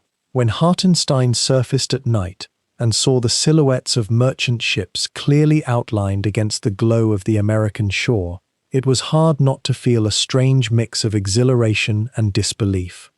The merchant crews aboard those vessels had no idea they were being hunted. There were no escort vessels, no zigzagging to confound the submarine's calculations, no depth charges, just merchant ships carrying oil and iron ore and supplies, sailing as if the Atlantic were still a place of peace. Between February and June of 1942, the U-boats operating off the American coast sent approximately 90 ships to the bottom. It was a devastating campaign, and yet it remained largely invisible to the American public until much later, because the Navy kept the extent of the losses classified. But aboard the merchant vessels themselves, and in the coastal towns where wreckage sometimes washed ashore, the reality was immediate and terrible. Tanker ships burned with their full cargo, creating towering infernos visible for dozens of miles. Sailors who had thought themselves safe in their own nation's coastal waters found themselves abandoning ship, clinging to lifeboats or driftwood in waters that were far colder than anyone had anticipated. For Hartenstein, these patrols represented a kind of proving ground. He was a new captain, still establishing his reputation among his crew and within the broader U-boat arm. Successful patrols meant prestige, meant better assignments, meant that the Naval High Command noticed your name in the roster of commanding officers. There is a question that might gently arise as we consider his participation in this campaign. Did the ease of these hunts shape something in him, some awareness of the asymmetry between hunter and hunted? Or did he, like so many officers of that era, simply see the tactical opportunity and the military necessity without allowing certain larger questions to intrude? The records suggest that Hartenstein conducted his patrols off the American coast with all the professional competence one might expect of a naval officer. He sank ships, he maneuvered his boat to avoid the occasional patrol vessel. He followed the broader tactical doctrine that had been established by Dönitz and the senior submarine commanders. But something in the way later accounts describe him suggests a kind of uneasiness, a quality difficult to pin down across the distance of decades. Perhaps it was merely the normal stress of command. Perhaps it was something else. What we do know is that by mid-1942, the American coastal defenses had begun, at last, to organize themselves. More patrol vessels appeared. blimp squadrons started flying anti-submarine patrols along the coast. Convoy systems were extended to these waters. The second happy time, like the first, began to fade. The waters grew harder, more contested. The casualty rates among attacking U-boats began to rise. And Hartenstein, having proved himself as a capable commander, having sent his share of merchant vessels to the bottom, was reassigned. He would receive orders to patrol a new region entirely. The Caribbean had been fruitful, but there were other waters, farther south, where the hunting might continue. U-156 would be directed toward the South Atlantic, toward the waters off West Africa, toward a patrol area that would carry them far from the coast of America and into a region of the ocean that saw fewer Allied convoy routes but carried its own peculiar dangers. It was on one of these southern patrols, months later, that the shape of Hartenstein's entire life would shift, in ways both tragic and, in a strange sense, redemptive. The waters off the American coast in those first months of U-156's deployment became something like a shooting gallery, though the targets were far more fragile than any military vessel. The merchant ships that plied the shipping lanes between the Caribbean refineries and the industrial ports of the eastern seaboard moved in loose formations, many of them unescorted, their captains still adjusting to a war that had felt distant just weeks before. Hartenstein's boat, fast and silent beneath the surface, glided through this landscape of opportunity with a precision born of months of training and the technical excellence of German engineering. On the night of February 18, 1942, U-156 found the American steamship Emmons, a modest cargo vessel carrying fuel oil and war supplies. The attack was swift, methodical. A single torpedo struck the ship's starboard side, and the Emmons, suddenly aflame, began its descent into the dark Atlantic. What might be easy to forget, in the abstraction of naval history, is that a ship like this was home to dozens of men. The crew had perhaps minutes to lower the lifeboats, if they were fortunate enough to be topside when the torpedo hit. Some were likely below deck, in the engine rooms, in the holds where no lifeboat could ever reach them in time. The Emmons slipped beneath the surface, carrying 42 souls with it. Hartenstein recorded the sinking in the logbook, a terse entry that would survive the war. The men did not. There followed a cascade of such incidents across the spring and early summer, a relentless toll that began to accumulate, with a weight that statistics alone cannot capture. The British steam tanker Athelstan fell to U-156 in March, carrying a crew of 51. Again, the torpedo, the fire, the desperate scramble into lifeboats or death in the cold hold. In May came the strike against the American cargo ship Libra, sunk off the coast of Louisiana, in waters so shallow that rescue became almost cruelly complicated. The men who survived the initial blast faced hours in open boats, scanning the horizon for rescuers who might not come, knowing that the submarine that had attacked them might return to ensure they left no witnesses. These were not aberrations in the doctrine of unrestricted submarine warfare. They were, in a sense, precisely the point of it. Dönitz and the High Command understood that merchant shipping was the lifeblood of British resistance, the supply line that kept an island nation fed and armed. Every ship sunk meant fewer supplies, meant potential starvation, meant economic collapse. The arithmetic was simple and cold, yet it placed men like Hartenstein in a peculiar moral position, one that the historical record suggests he felt, even if he could not openly resist it. What is often overlooked, when we examine the tactics of the Second Happy Time, is that the attacks were not indiscriminate chaos. They followed a logic. German U-boat commanders had standing orders to conduct their operations according to the prize rules, an old maritime convention that required submarines to surface before attacking merchant vessels, to give the crew time to abandon ship. Of course, few commanders actually followed this rule during the war, and Hartenstein himself, by many accounts, did not. The logic was military. Why surface and announce your position? Why give the merchant vessel time to radio a distress call? Why risk your boat and crew for the sake of convention? And yet the question lingers in the historical record, as if Hartenstein himself carried it uneasily. There came a night in May when U-156 encountered the American steamship Halsey, a refrigerated cargo ship laden with foodstuffs bound for the defense of the hemisphere. The attack that followed was textbook. A single torpedo, a sudden eruption of fire and steam, the ship's death throes as it tilted in the black water. But on this occasion, something occurred that may have marked a subtle shift in how Hartenstein experienced his role. The Halsey was close enough to shore that rescue seemed possible. Hartenstein surfaced, and what he found was a scene of desperate humanity. The water was full of men, some clinging to debris, others in boats, all of them calling out for help. The captain of the Halsey was among them, a man named Jansen, and he was watching his ship disappear beneath the waves. Hartenstein, in the logbook and in later accounts, made note of the moment.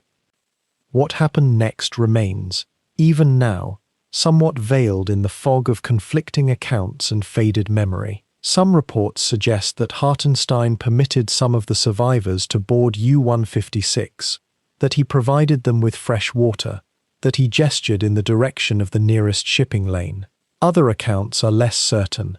What we do know is that the men of the Halsey lived to tell the story of their encounter with Hartenstein's boat, and in their telling, later gathered by American naval intelligence, there emerged a portrait of a man caught between duty and something more fundamental, something that insisted, quietly, that mercy was possible even in the machinery of total war. The paradox deepens when we consider the larger context. These attacks, devastating as they were to the merchant fleet and to the lives of thousands of sailors, were part of a strategy that was, ultimately, beginning to fail. The Americans were adapting. Merchant ships began to move in convoy, protected by destroyers and armed trawlers. The U-boats were forced to venture further into the Atlantic, to risk longer transits in waters where they might be found and hunted. The happy time was beginning to fade, and men like Hartenstein, experienced and capable, were being pushed toward the margins of the American coast, toward the deeper ocean, toward what would become the defining incident of his career. In the spring of 1942, though, those developments still lay in the future. U-156 continued its relentless patrols, and Hartenstein continued to fulfill his orders with competence and a growing weight that perhaps only he fully understood. The men under his command respected him, even as the seas around them grew darker, even as the machinery of war demanded an ever steeper price from the merchant sailors who plied those dangerous waters. What emerges from the archival accounts of those who served under him is a figure difficult to reconcile with the image of the ruthless U-boat commander, the war-winning instrument of Berlin's grand strategy. The men of U-156, scattered across continents after the war and eventually willing to speak into tape recorders and to researchers, returned again and again to a single observation: Hartenstein was different. Not soft, never naive about the demands of his duty, but marked by something quieter, a kind of clarity about the men whose lives depended on his decisions. Perhaps that distinction mattered only in small moments, in the narrow spaces between duty and choice. Yet those moments accumulate. They shape a crew's spirit in ways that determine, eventually, who lives and who does not. His subordinates recalled a captain who moved through the U-boat's cramped passages, through the control room where the hydroplane operators sat hunched over their instruments, through the torpedo compartment where the weapons of his trade lay nested in their racks, through the engine room where the diesel mechanics worked in heat and diesel-stained exhaustion. With an unusual attention, He knew the names not only of his officers but of the men in the ratings. This was not universal among submarine commanders. Some maintained an almost aristocratic distance. Hartenstein seemed genuinely interested in the texture of their lives, the small hardships that accumulated in a space where a man could barely stretch his arms without touching another man's ribs. He would ask about a sailor's family, about a mechanician's home village in Bavaria. He listened to the answers in a way that suggested the inquiry was not mere formality. There was in him, too, a vein of what might generously be called humour, though it was a dark and compressed sort of humour, the kind that thrives in submarines as a pressure valve against the deeper fears that no one speaks aloud. Officers who served with him recalled moments when the tension of a depth-charge attack, the vibration of those terrible explosions echoing through the steel hull, the certainty in such moments that death was perhaps only meters away, separated from you by nothing but metal, and the hope that your captain's intuition was sound, recalled that after such an episode had passed, Hartenstein could be heard laughing quietly, a sharp, genuine sound that seemed to release something in the crew that had been held too tight. One account, recorded decades later, described an incident during a patrol when a junior officer, nervous and young, had made an error in the control room during a critical maneuver. The mistake could have been catastrophic. It was not. The boat responded correctly, and the moment passed. Hartenstein, observing from his captain's position, had simply paused, looked at the young man with an expression of absolute calm, and said something to the effect of, and here the translation from German carries the uncertainty of memory and time, that he himself had made far worse errors when he was that age, and that the important thing was that everyone walked away. This was not a rebuke offered for the crew's edification. It was a private restoration of dignity. These are the kinds of details that do not appear in official reports. They exist only in the half-remembered conversations of old men, decades removed from their youth in a submarine, but treasured nonetheless. What did Hartenstein believe? That question is harder to answer with certainty. The historical record offers us fragments. He appears not to have been a political zealot in the mould of some of his contemporaries, the officers who embraced National Socialism with genuine fervour. Yet he was of his time, of his nation, and he served in its navy as a professional. He held a commission. He executed orders. The tension between those obligations and whatever private reservations he may have harboured, if indeed he harboured any, is something we cannot fully resolve from the distance of decades. What we can say is that he commanded respect without apparent cruelty. The men of U-156 worked under a discipline that was exacting but not brutal.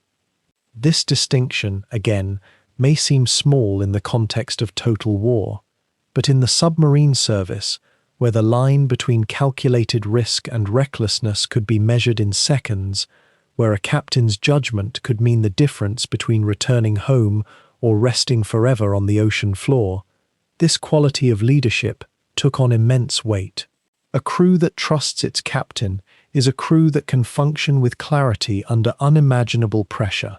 A crew that fears its captain in the wrong way, that doubts his judgment, that wonders if his orders serve his ambition rather than their survival. Such a crew becomes fractured, hesitant, and therefore more vulnerable. Some observers have suggested that Hartenstein's career, viewed across its entirety, reveals a man of conscience, or at least of conscience adjacent. Others have cautioned that we must resist the temptation to retrofit moral complexity onto historical figures where the evidence is thin. But even the skeptical view must contend with what happened on the 14th of September 1942 in the waters south of the equator. What happened then will require us to examine whether conscience, however latent or unexamined, can be awakened suddenly by circumstance, whether a man can be both a product of his time and also something other than that product. The answer, as we shall see, is neither simple nor reassuring, but it is there, waiting in the dark waters, waiting in the moment when Hartenstein's periscope found a ship and the war, for one brief and extraordinary interval, took on a different shape. The months had worn on him, as they wore on all men who lived beneath the sea in those years. September came to the South Atlantic with a particular stillness, the kind of stillness that comes when you are so far from any land that the ocean seems to forget it belongs to a world of human consequence. U-156 had been at sea for weeks now, moving through waters that few merchant vessels dared cross, hunting in regions where the hunting had grown quiet and lean. The crew had settled into that peculiar rhythm that submarine men knew, days dissolving into nights that meant nothing when you lived by artificial light and diesel rumble, when the surface of the world above was merely a theoretical concept, an enemy territory you breached only when necessity demanded. Hartenstein stood watch as September deepened, the boat pushing southward and eastward into the Atlantic approaches. The seas here, south of the equator, held a different character than the frantic corridors of the Caribbean, where he and U-156 had made their name in blood and wreckage months before. Those waters had been a hunting ground, where targets came almost daily, where the sheer volume of shipping gave a U-boat captain the terrible luxury of choice. The American merchant fleet, still vulnerable, still learning the bitter lessons of unrestricted warfare, had suffered greatly under boats like his own. But those days too had begun to fade. Convoys grew larger, escort vessels more vigilant, the easy pickings of the early hunting season replaced by harder, longer patrols that yielded fewer prizes. Now, here in the southern reaches, the work was more patient. Intelligence reports suggested movement along certain routes, ships bound for the Suez route toward India and the Far East, vessels carrying troops and supplies to reinforce British holdings in the Middle East and beyond. The expectation was for longer intervals between contacts, but when they came, they would likely be significant. A U-boat captain learned to read the rhythms of the sea, to understand the patterns of merchant traffic the way a hunter understands the paths of prey through a forest. Hartenstein had that gift. His crew trusted him to find targets not through recklessness, but through something that resembled instinct, a patience that came from careful observation and an almost philosophical acceptance of the waiting. The crew themselves had changed slightly by this point in the war. Some of the men who had sailed with him in the early patrols were gone now, transferred to other duties, promoted to commands of their own, or simply lost to the war in ways that no one discussed directly. New faces moved through the boat's cramped passages, younger men in some cases, men who had to be trained in the rhythms of submarine life. And yet Hartenstein, despite the weight that must have accumulated in him by now, despite the knowledge of all the ships sunk and all the men who had died in the water or drowned in compartments that filled too quickly, maintained a composure that his crew found reassuring. This was something remarkable about him, perhaps something that made him different from other U-boat commanders, the ability to carry the knowledge of violence and death without allowing it to corrupt the immediate relationships he held with the men under his command. September 12th arrived, without any particular announcement of its own significance. The Atlantic south of the equator in wartime was a place where days were simply coordinates on a chart, fuel consumed, diesel burned, air recycled until it tasted of iron and sweat. But on this particular morning, or what passed for morning in a submarine that knew no true day or night, the hydrophone operators detected something, a distant sound, rhythmic, regular, the unmistakable pulse of a large ship's engines, moving through the water with the confidence of a vessel that believed itself either safe or fast enough to escape danger. The contact was reported, signals were checked, course computations made. Hartenstein would have felt that particular alertness that came with the possibility of prey, not excitement, not any more, but a focusing of attention. The officers and men moved with practiced precision.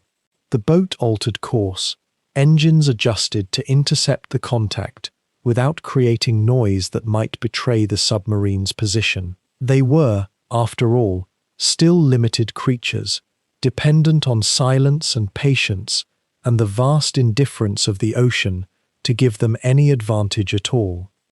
What Hartenstein did not know, what no one in the boat could possibly have known, was that the contact his hydrophone operators had detected was the RMS Laconia, a British liner pressed into service as a troopship. She was large, over 19,000 tons, and she was carrying a passenger complement that would make her, when struck, into something more than simply a military or merchant vessel.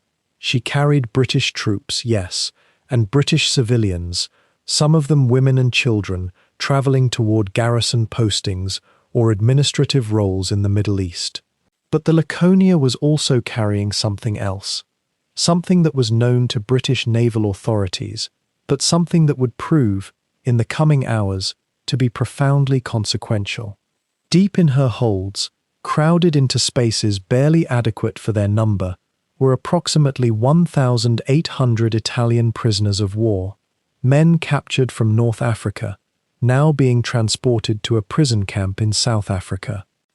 These men were exhausted, demoralized, far from home in a war that, even by September of 1942, had become increasingly evident as a losing proposition for Italy. They had no idea that the ship carrying them was moving through waters where submarines hunted. They had survived capture, survived the fighting, survived transport across the continent of Africa. Few of them could have imagined that the final, deadly danger to their lives would come not from the enemy that had captured them, but from the mechanical indifference of a submarine attack in waters distant from any land. But this was still unknown, for now, U-156 simply tracked the contact through the night hours. The boat's crew remained in their state of controlled readiness, a state they had refined to something like meditation through repetition. Somewhere ahead of them in the darkness, separated by miles of ocean and the particular vulnerability of a surface ship to a submarine lurking below, the Laconia moved toward her appointed destination, carrying within her hull all those men who had no idea that their lives were about to change irrevocably, that the calm waters of the South Atlantic were about to become a place of terror and loss, and, in ways that no one could have predicted, a place that would transform the nature of a particular U-boat captain's understanding of duty and mercy. The September night deepened around the boat, and the patient hunter continued to wait. The morning of September 12, 1942, opened unremarkably across that vast expanse of Atlantic water south of the equator. U-156 had been on patrol for weeks now, its crew settling into that peculiar rhythm that long submarine hunts demand, a state somewhere between vigilance and torpor, where hours blur into one another beneath the weight of diesel fumes and recycled air. The ocean around them was calm, almost deceptively so, the kind of surface that gives no warning of what moves beneath.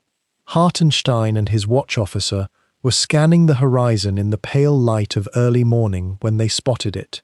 A large ship riding high in the water, moving alone and unescorted through waters that should have been dangerous.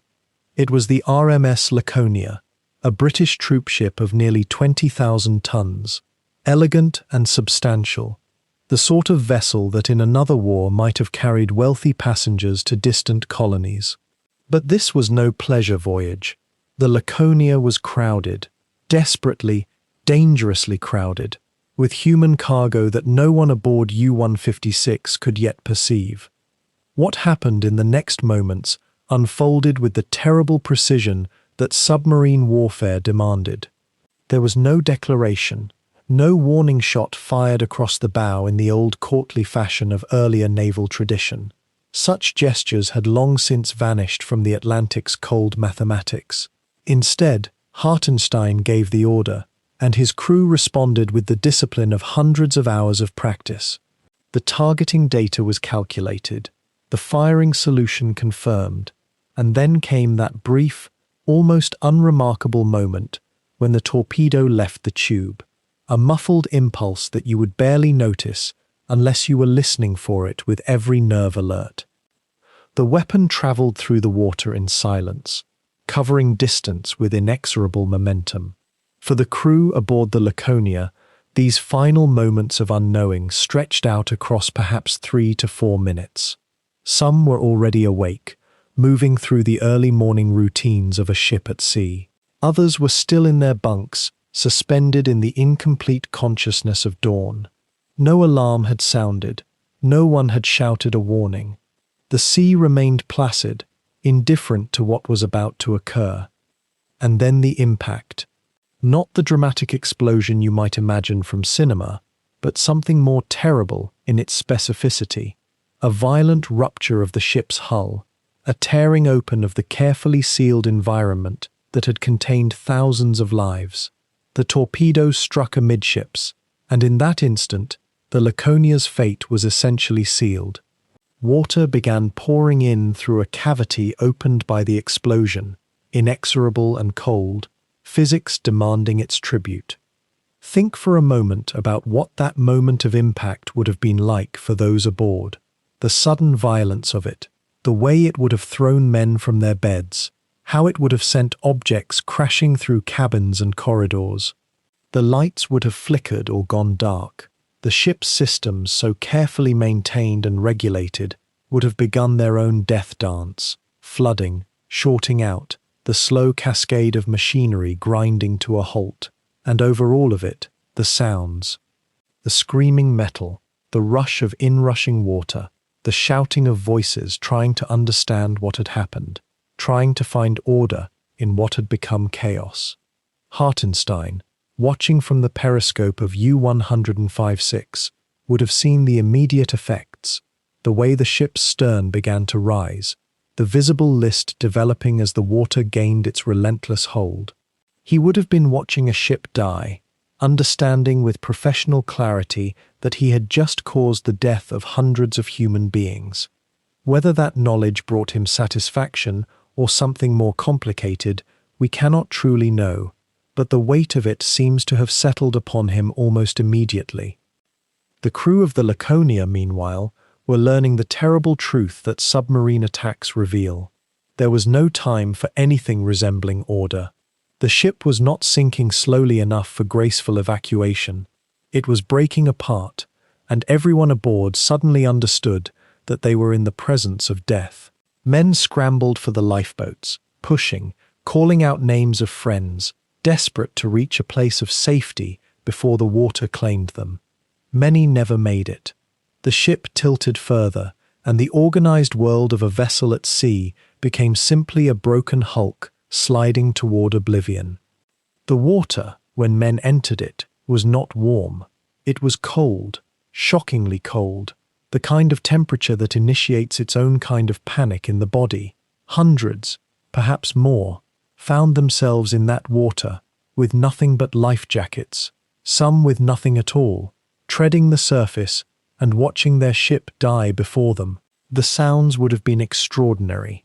The groan of metal, the hiss of steam escaping from burst boilers, the splash of men entering the water, the desperate pleas for help, the prayers spoken in English, in Italian, in voices that hoped against hope that someone would hear them. This was the moment when the traditional rules of naval warfare faced their greatest test. A ship had been sunk, as U-boats had sunk hundreds before. People were dying, as people had been dying throughout the war at sea. This was the expected, almost routine tragedy of submarine warfare. What happened next, however, was anything but routine. What happened next would make Hartenstein's U-156 behave in a way that no other U-boat commander had dared to behave, and in doing so, he would set in motion a chain of events that would ultimately rewrite the rules of survival at sea during wartime. But first, he had to understand what exactly he had just sunk. The dark waters around the wreck of the Laconia grew darker still when Hartenstein's crew began pulling survivors from the sea. their uniforms sodden and clinging, their voices hoarse from salt water and shock. But something was immediately, strangely wrong with what they were finding. Among the British soldiers and merchant sailors, there were men in different uniforms, men speaking a different language, their accents unmistakably Italian.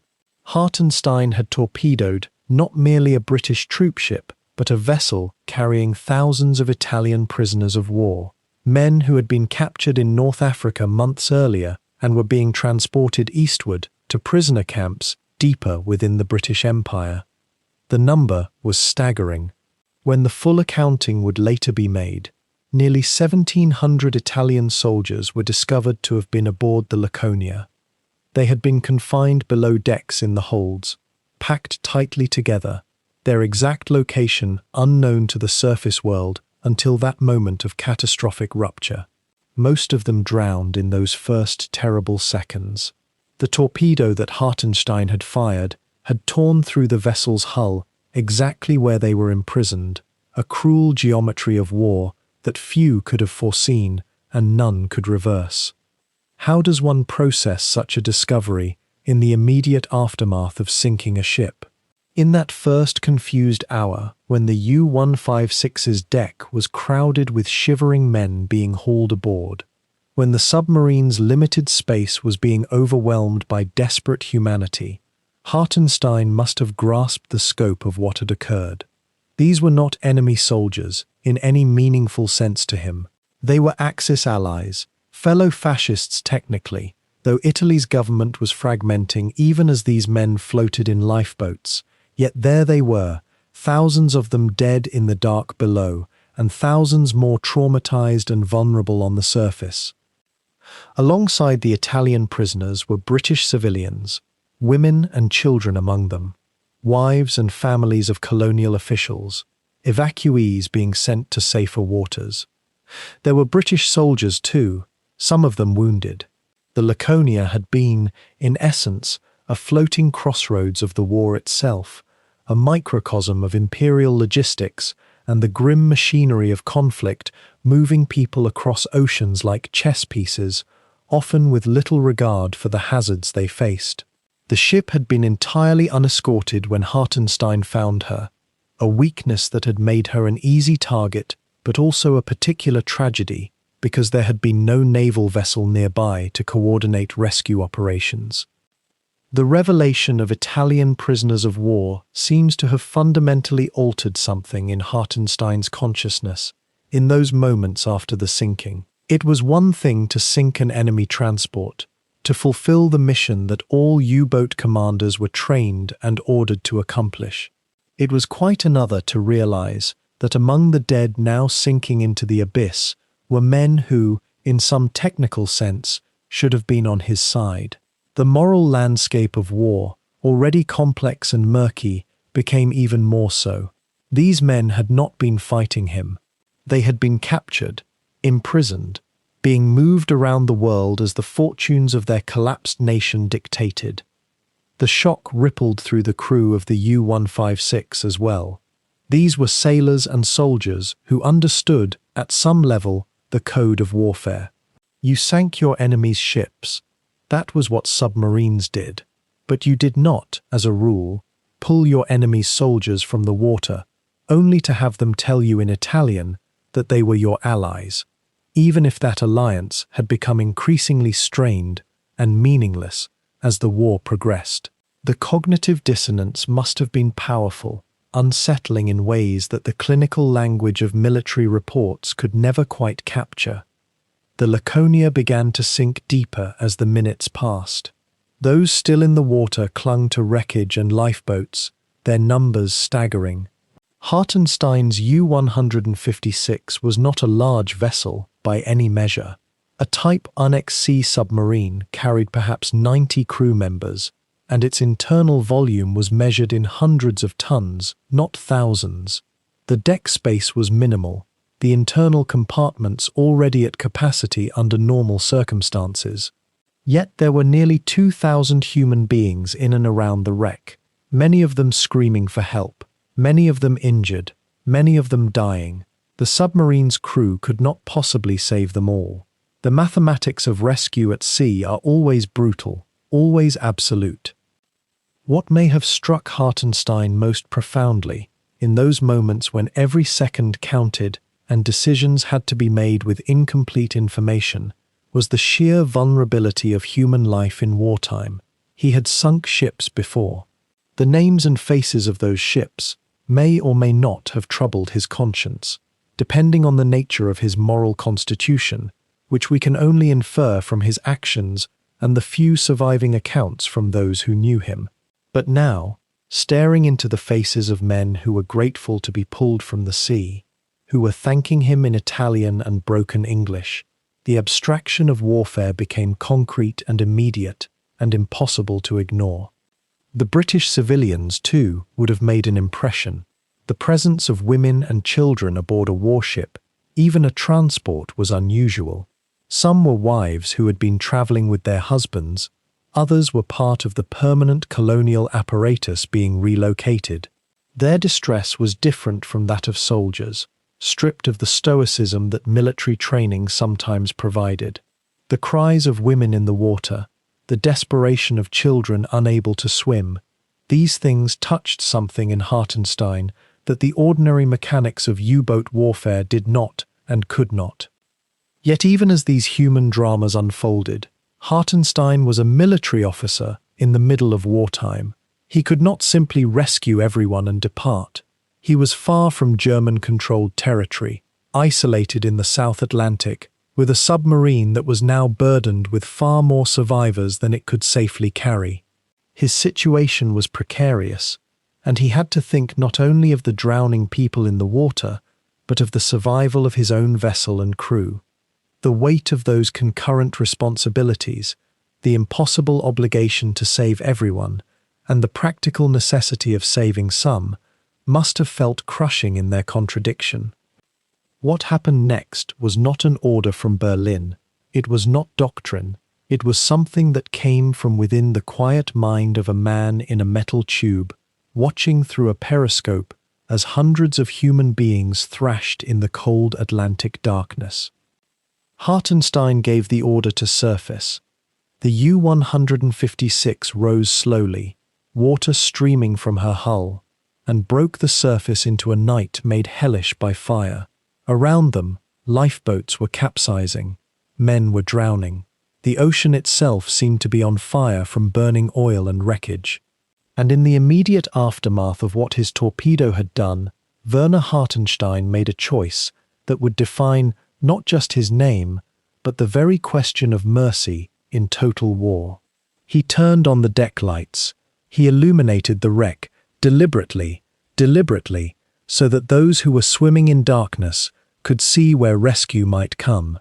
His crew began pulling men from the water, not British soldiers, not German prisoners, not even soldiers at all, really, but terrified Italian prisoners of war, thousands of them, who had been shackled below deck and who had clawed their way up through the dying ship to gasping, shocked survival.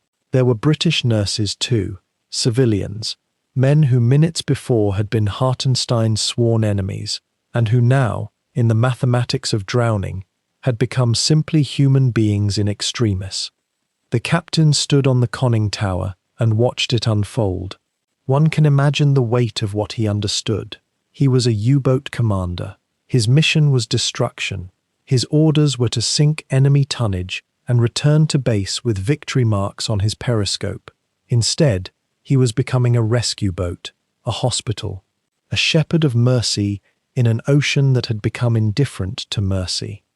Here is what remains uncertain, and here is what matters most. Did he fully grasp, in those first moments, the scale of what the Laconia had been carrying? The historians differ slightly on the timeline. What is clear is that he knew.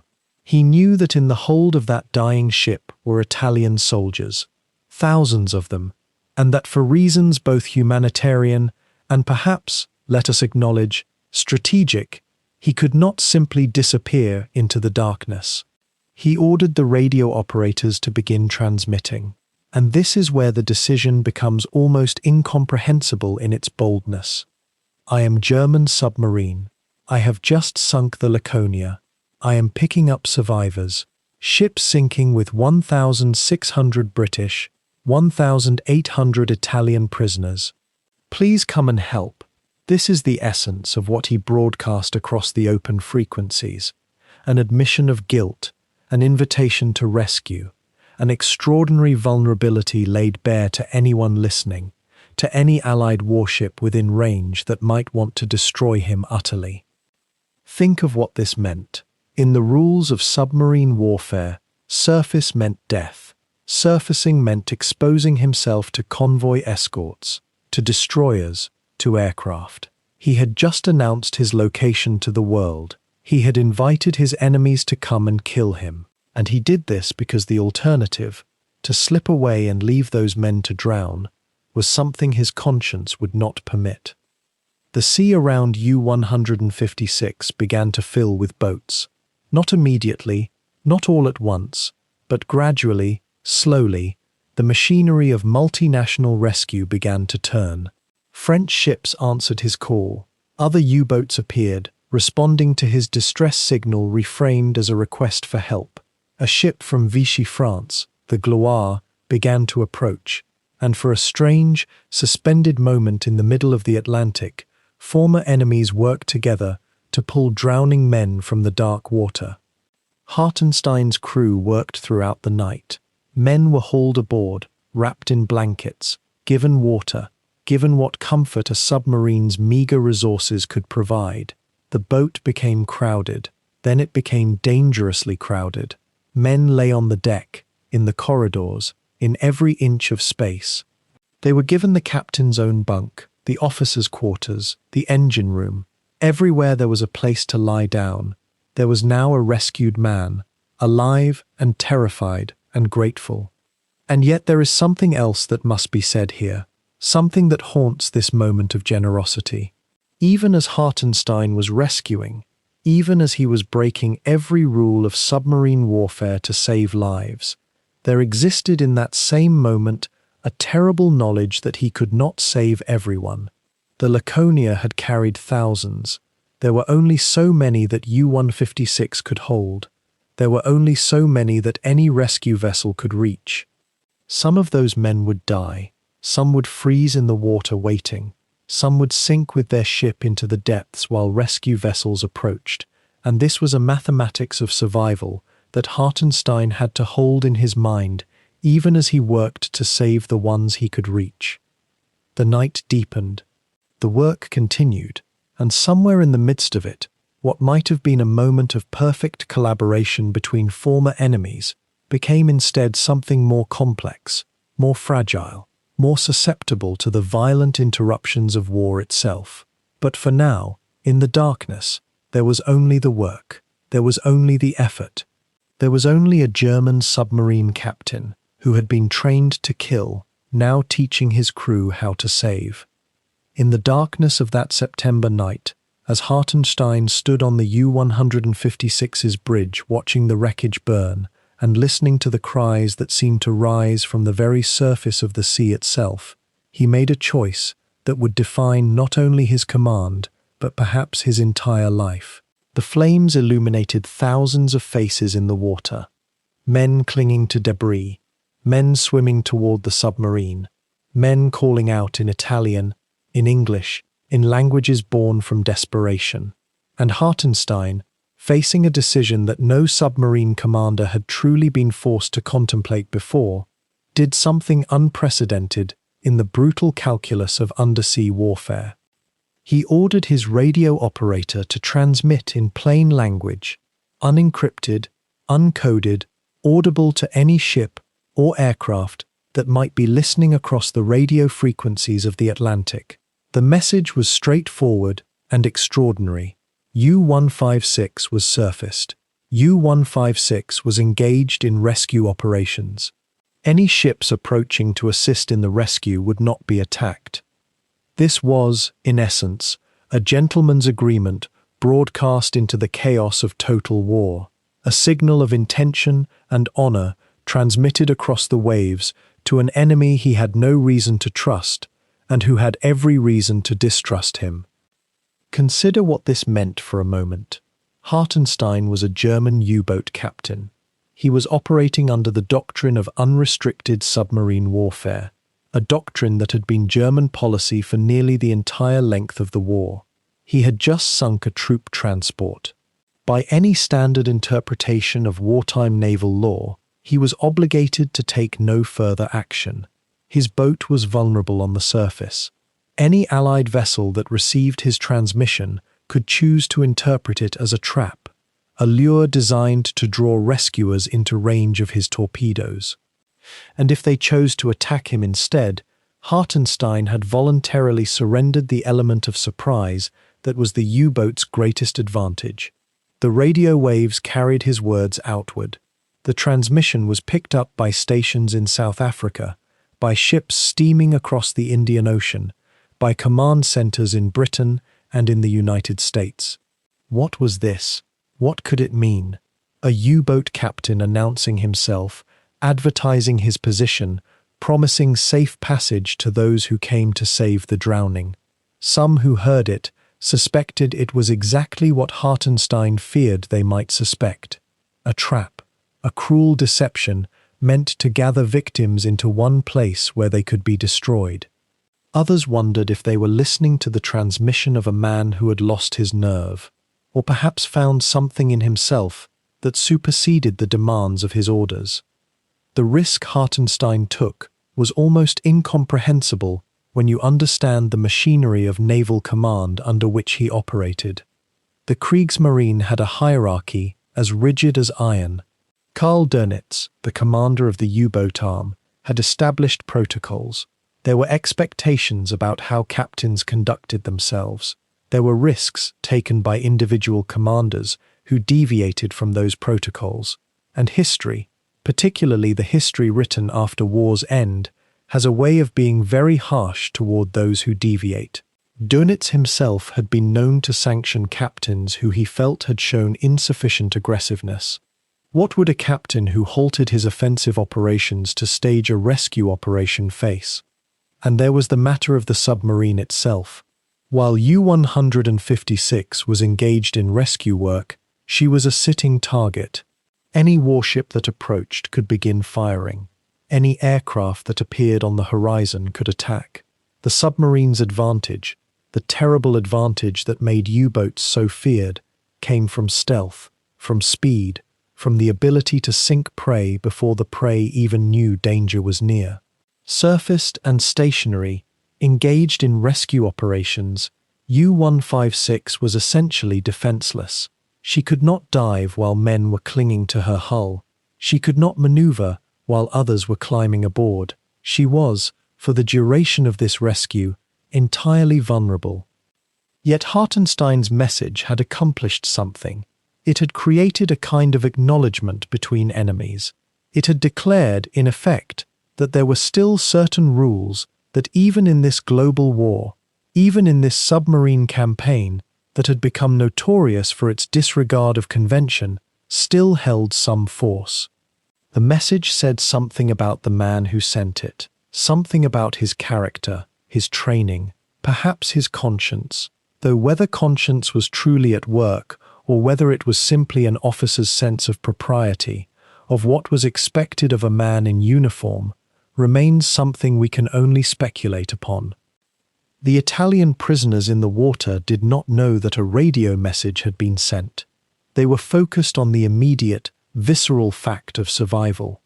Many of them did not even realize what had happened, that the ship had been torpedoed, that they were now in the midst of an ocean under the stars, that rescue was even a possibility. The British soldiers and sailors around them likewise knew only the shock of the sinking, the cold of the water, the enormous vulnerability of being cast adrift on the open sea at night. But above them, in the wheelhouse and on the bridge, men were making decisions that would ripple outward into the historical record, decisions that would eventually lead to consequences no one that night could have predicted. The transmission hung in the electromagnetic ether, crossing thousands of miles.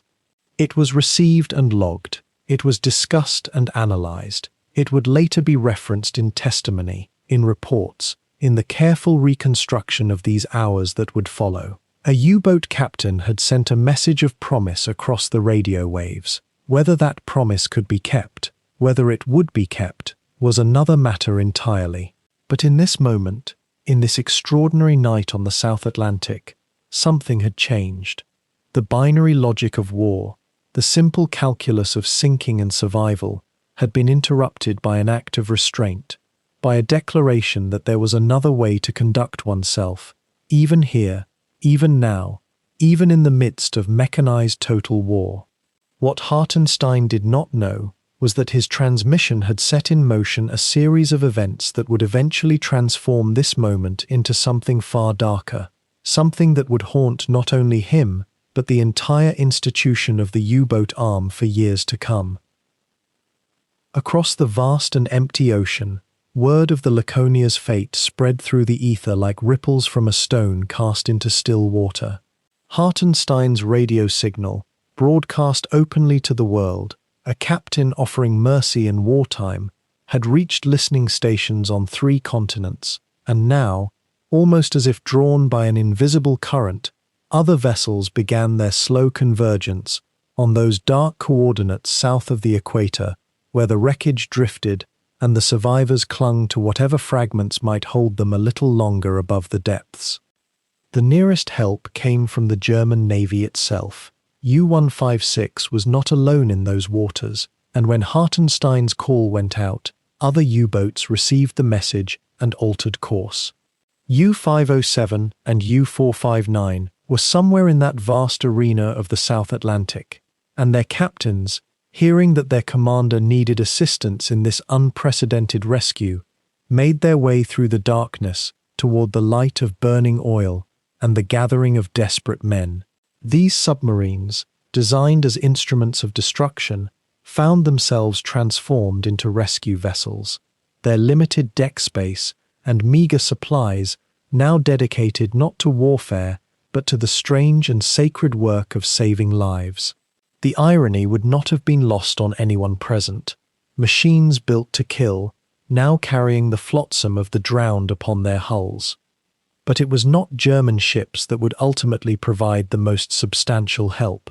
The French, those complicated neighbors of the Germans, had vessels in the region as well.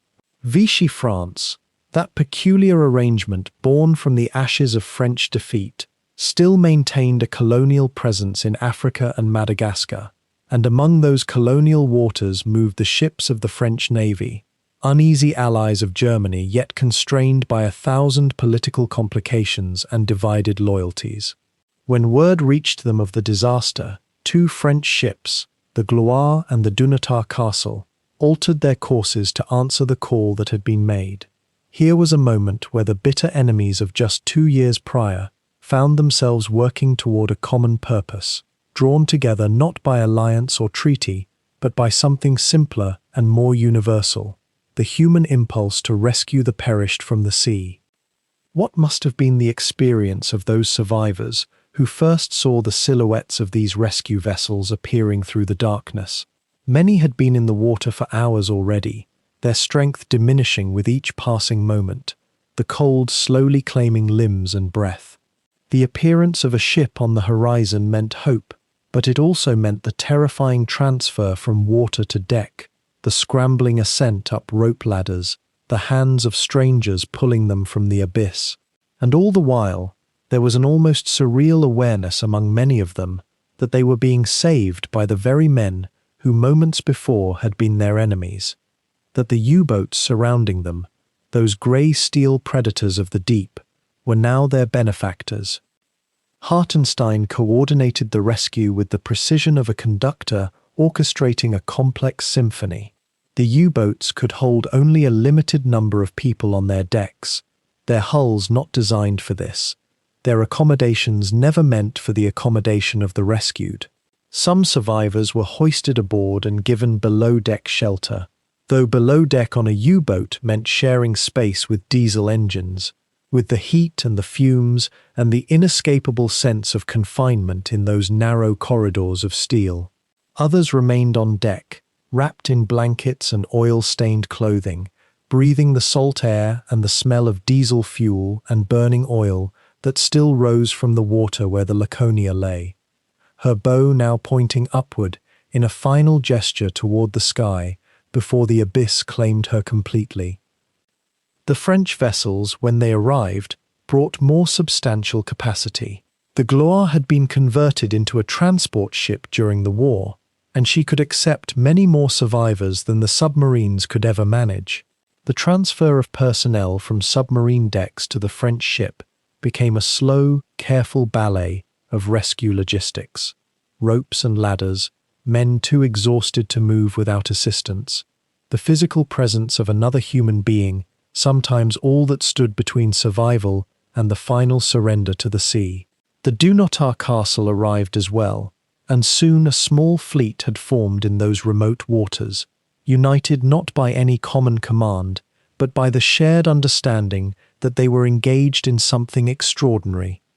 There was tension in this gathering, though, unspoken and ever present beneath the surface of professional courtesy. The submarines maintained their vigil, their guns in principle ready should danger appear, though what danger could come to a rescue fleet was unclear. The French ships, those ambiguous vessels of a defeated nation, carried their own political weight and their own calculations of what this rescue meant for French honor and French future relationships with Germany.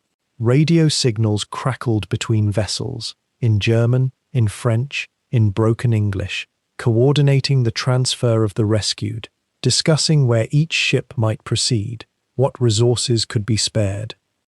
And throughout this night and into the following day, more survivors were pulled from the water or from the lifeboats, more bodies wrapping themselves in whatever warmth could be offered, more men placed in precarious safety aboard vessels that had been moments before engaged in the deadly business of warfare. It was, perhaps, a moment unique in all of naval history, a place where the machinery of war had been suspended, however briefly, in favor of the simple human act of preservation. The sea had created a temporary sanctuary, or at least a reprieve, from the larger forces that had set these nations and these men against one another.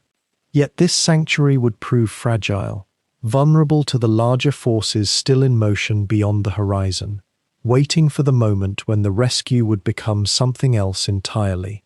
The morning of September 12th broke over the South Atlantic with a pale, reluctant light. By then, U-156 and the motley rescue flotilla had been working through the night in an almost dreamlike coordination. Two Vichy French warships, the Gloire and the Annamite, had arrived from Dakar, along with the supply ship Lot.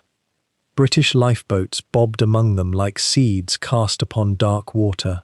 Hartenstein's crew had hauled survivors across the deck in shifts, their hands raw and numbed, their voices hoarse from calling out names and giving orders that blended with the soft, terrible sounds of drowning men and the lap of the sea. But the presence of those rescue vessels and the radio traffic that had accompanied their arrival had done something Hartenstein could not have anticipated. Word of the rescue had travelled. A radio operator aboard one of the French ships had transmitted coordinates, and those coordinates, it would seem, had reached an American patrol aircraft, a B-24 Liberator, long-range and heavily armed, that had been searching the South Atlantic for exactly the kind of target a U-boat presented. It is difficult, perhaps, to enter the mind of that American aircrew as they approached. What would they have seen through the haze and distance? A submarine on the surface, lifeboats, flags. The human mind, even at a distance, processes certain images faster than it processes others, and often the image of a U-boat, sleek, purposeful, a vessel that had killed thousands of Allied sailors, would have overridden almost any secondary detail. Or perhaps, in the confusion of the moment, the crew simply did not see the white flags. Or perhaps they saw them and did not believe them. In war, trust had become a commodity more scarce than fuel. The Liberator descended. Its engines would have been audible across the water, growing louder, the sound of death coming from the sky, in a way that no sailor of that era could mistake. And then the bombs began to fall. One struck U-156's conning tower. The explosion was violent, absolute. Men screamed. The submarine, which had been riding so carefully on the surface, shuddered as though struck by the hand of God. Hartenstein gave the order to dive. There was no choice now, no philosophy of rescue that could supersede the survival of his own vessel. The boat slipped beneath the waves, and as it did, the lifeboats and the men still in the water were abandoned once more to the mercy of the sea and the circumstances of their own rescue. The American aircraft circled. Perhaps the crew thought they had scored a kill, that the U-boat had been mortally wounded and was fleeing to the depths to die. Perhaps they fired additional rounds into the lifeboats in the vicinity. Accounts differ, and the fog of war is never more opaque than when multiple nations and languages and wartime archives clash in the attempt to reconstruct the truth. What is certain is that the rescue operation, which had been proceeding with an almost fragile grace despite the circumstances, was now shattered. Hartenstein, down in the darkness of his sinking submarine, made a choice that illuminates both his character and the moral mathematics of the moment. He ordered U-156 to resurface, to come back up, to return to a position where the bombs might find him again, where death was not a possibility but a probability. Because below him, in the water, were thousands of men, British, Italian, soldiers, civilians, prisoners, and they were now, without the submarine's radio or its presence, once again lost to the indifference of the ocean. The submarine broke the surface again.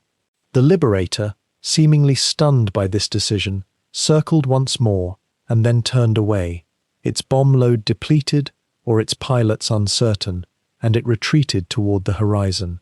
Perhaps the aircrew never fully understood what they had witnessed, that the U-boat captain they had attacked was attempting to save lives, not take them. But the damage had been done, and not merely to the submarine itself.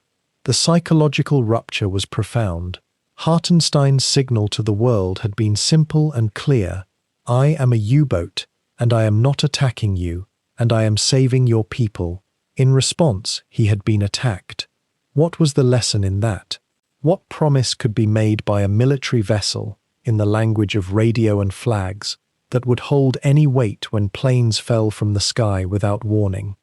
The rescue continued, but it was fractured now, hurried, shadowed by the knowledge that salvation could arrive in the form of annihilation. The French ships worked faster to collect survivors.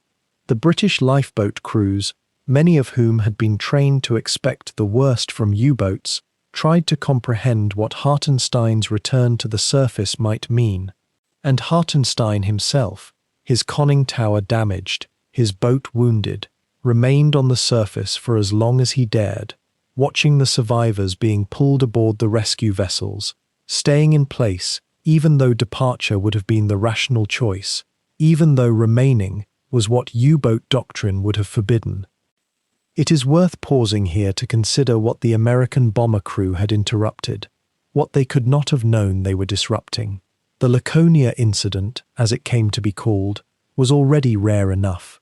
A U-boat captain who chose rescue over destruction, who used his power to save the enemy. But this moment, this attack in the midst of mercy, transformed something that might have been remembered as a small act of grace into something far more complex. It became a tragedy within a tragedy, a moment of human decency interrupted by the machinery of war itself, by the simple, terrible fact that in 1942, mercy and military necessity were still not speaking the same language. The aftermath unfolded over the following hours. The French ships and the supply vessel continued their collection of survivors.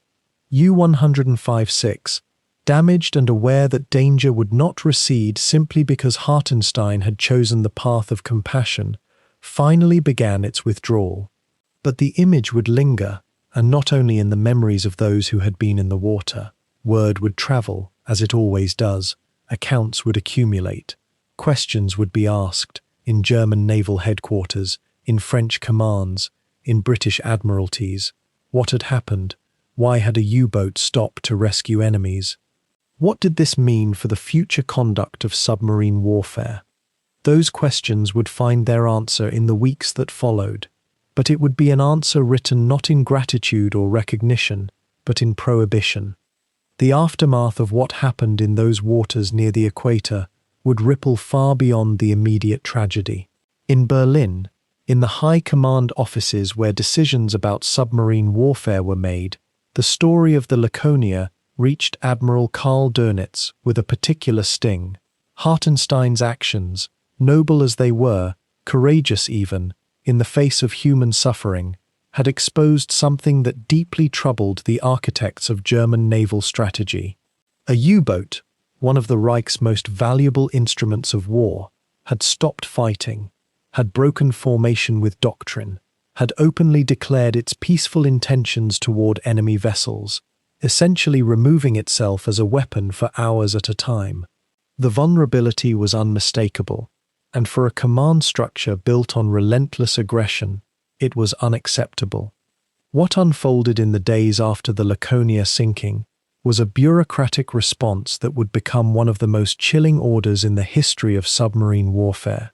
On the 17th of September, just days after Hartenstein's rescue efforts had been interrupted by the American air attack, Admiral Dönitz issued what would come to be known as the Laconia Order.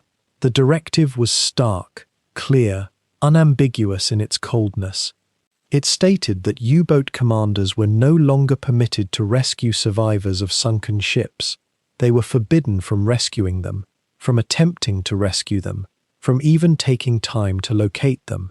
The order went further still, instructing commanders that if survivors were encountered, they should be left to their fate. Some accounts suggest the language was even harsher than that. Though the exact wording has been preserved in various forms, each iteration emphasizing the same brutal principle. The reasoning provided in official channels centered on practicality. A submarine, the argument went, is a warship like any other. It cannot function as a rescue vessel. It cannot afford the time. It cannot risk the exposure. Every moment spent on the surface is a moment of vulnerability. Every act of mercy is a calculation that must be weighed against military necessity, and in the logic of total war, mercy simply did not survive such weighing. But there was more to it than that, wasn't there? Dönitz and his circle were acutely aware of something else. They understood that what Hartenstein had done, his simple act of acknowledging the humanity in the men dying around him, had created a precedent. Other commanders might follow. Other U-boats might surface. Other crews might hesitate before firing on a defenseless target if they knew survivors might be drowning in the aftermath. And once mercy entered the calculus of submarine warfare, once it became a possibility, it became a temptation, and temptation undermines discipline. Temptation weakens the unified will necessary for industrial warfare. The Laconia Order, then, was partly about ensuring that such temptation would never arise again. It was a line drawn in the water, a boundary established not just in tactics, but in consciousness. You will not think about rescue. You will not consider it. You will not pause to wonder if the men in the water deserve another chance at life. You will see only enemies, only targets, only the mission. The broader consequences of this order are worth sitting with for a moment. After September 1942, the U-boat campaign in the Atlantic took on a different character still. It became, in a very real sense, more mechanical, less burdened by the complications of human conscience. And yet, and this is perhaps the deepest irony, it did not make the U-boats more effective. The Laconia Order did not turn the tide of the submarine war. It did not prevent eventual German defeat. What it did was ensure that when the war ended and the accounting began, when survivors and families and judges looked back at what had happened in those waters, they would find something worse than the violence itself. they would find the deliberate, official prohibition of mercy. Years later, after the Second World War had ended, and the trials at Nuremberg and elsewhere began to examine the conduct of submarine warfare, this order would haunt the proceedings. The question arose, again and again, with a particular weight to it. Could an admiral order his men to not rescue the drowning? Was that within the lawful scope of military command? Did it constitute a war crime in itself? Or was it merely the unfortunate but logical extension of warfare's inherent brutality? The answers given by different courts and different judges were not entirely consistent, but the shadow cast by the Laconia order persisted. Admiral Dönitz himself, when questioned about the order, offered his defense with the same methodical precision he brought to submarine tactics. He argued that it was defensive in nature, that it was issued to protect his own men, that rescue operations were impossible under the conditions of submarine warfare, and so forbidding them was merely acknowledging reality, that other nations, the British and the Americans among them, had pursued equally ruthless strategies with their own merchant raiders and their own bombing campaigns. Why, he asked, should the U-boat arm be held to a different standard? It was a logic that had its own internal coherence, its own grim reasonableness, if one accepted the premise that anything is permissible in total war. But something had been lost in the logic, hadn't it? Something essential had been surrendered. The Laconia order did more than forbid an action. It forbade even the consideration of alternative actions. It said that the calculus of warfare was so complete, so total, that there could be no room for individual conscience. No room for a captain to look at the wreckage of a ship and see men rather than enemies. No room for a moment of pause, of reflection, of the human capacity to choose mercy over expedience. The order became, in a way, the crystallization of something much larger about the nature of mechanized, total war. It represented the moment when a military institution, in the name of efficiency and effectiveness, attempted to legislate away the very humanity of its own personnel. Whether it succeeded in that attempt is perhaps the deeper question. Whether men can truly be transformed into machines, or whether something in the human spirit resists such transformation, even in the darkest circumstances. The Laconia incident and its aftermath seem to suggest that the answer was complicated, that conscience could be suppressed, could be forbidden, but perhaps not entirely extinguished, that even in war, especially in war, the possibility of recognizing the other person's humanity remains, hovering like a ghost over all the machinery of destruction. The weight of what Hartenstein had done, or attempted to do, would shadow the remaining months of his command in ways both visible and invisible to those around him. U-156 continued its patrols through the Atlantic and beyond, but something had shifted in the waters through which it moved, something that existed more in the realm of consequence and consequence avoidance than in the physical world of currents and depth charges. The Laconia order had been issued by Admiral Dönitz with stark clarity. No more rescues, no more surfacing to save enemies, no more acts of mercy that might compromise a U-boat's tactical position or distract her captain from the mission of destruction. It was a direct response, though officially unnamed, to what Hartenstein had attempted in those early September hours in the South Atlantic.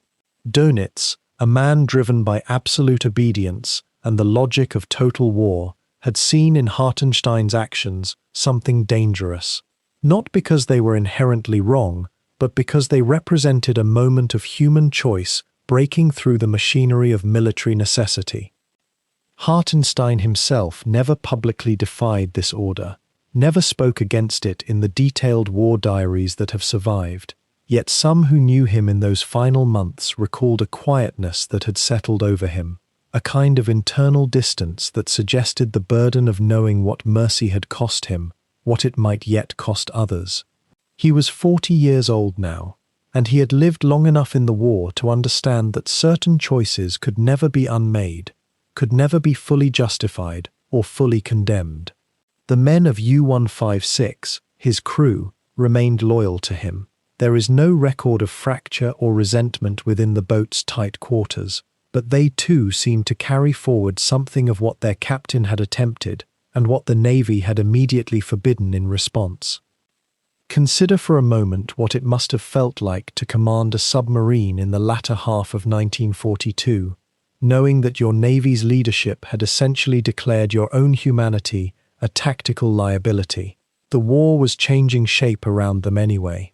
The initial dominance of German U-boats in the Atlantic was beginning to erode, subtle at first, then with increasing clarity. Allied convoy tactics improved, new detection technologies emerged, and the sheer weight of American industrial production was beginning to make itself felt. U-boats that had once hunted merchant vessels with relative impunity now found themselves hunted with equal or greater ferocity. The romance of the undersea war, if it had ever truly existed outside the mythology of the Kriegsmarine, was giving way to something grimmer and more attritional.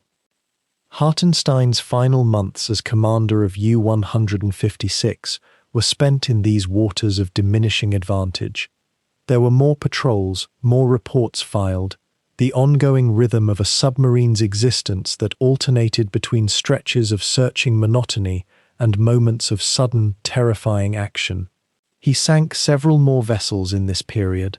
His record by war's end would show approximately 90,000 tons of shipping destroyed, a respectable tally by the standards of U-boat warfare, substantial enough to mark him as an accomplished commander, yet never quite placing him among the handful of celebrated aces who would dominate the post-war mythology of the submarine war. Perhaps this is significant. Perhaps obscurity would ultimately preserve him from some of the harder judgments that fell upon those whose names and face became legendary in the years that followed. In March of 1943, Hartenstein relinquished command of U-156. This was not, as far as the records indicate, a punishment or a demotion born of the Laconia incident, though such things often moved slowly through military bureaucracy and were rarely stated with full transparency. The rotation of U-boat commanders was a standard practice. Men needed rest, retraining, reassignment to other duties. Hartenstein was transferred to a position of administrative responsibility, work that would keep him away from the Atlantic, away from the daily moral and tactical equations that submarine warfare demanded. Some officers might have welcomed this as relief, a stepping back from the grinding pressure of command in an increasingly hopeless campaign. There is no clear evidence of what Hartenstein felt about the transfer. What thoughts occupied him in those transition weeks? The historical record tends to grow sparser at such moments, less willing to hold the details that make a life feel real and present. What we do know is that Werner Hartenstein would not live to see the end of the war. In November of 1943, 8 months after leaving U-156, he was killed in an aircraft accident. The details remain somewhat murky even now.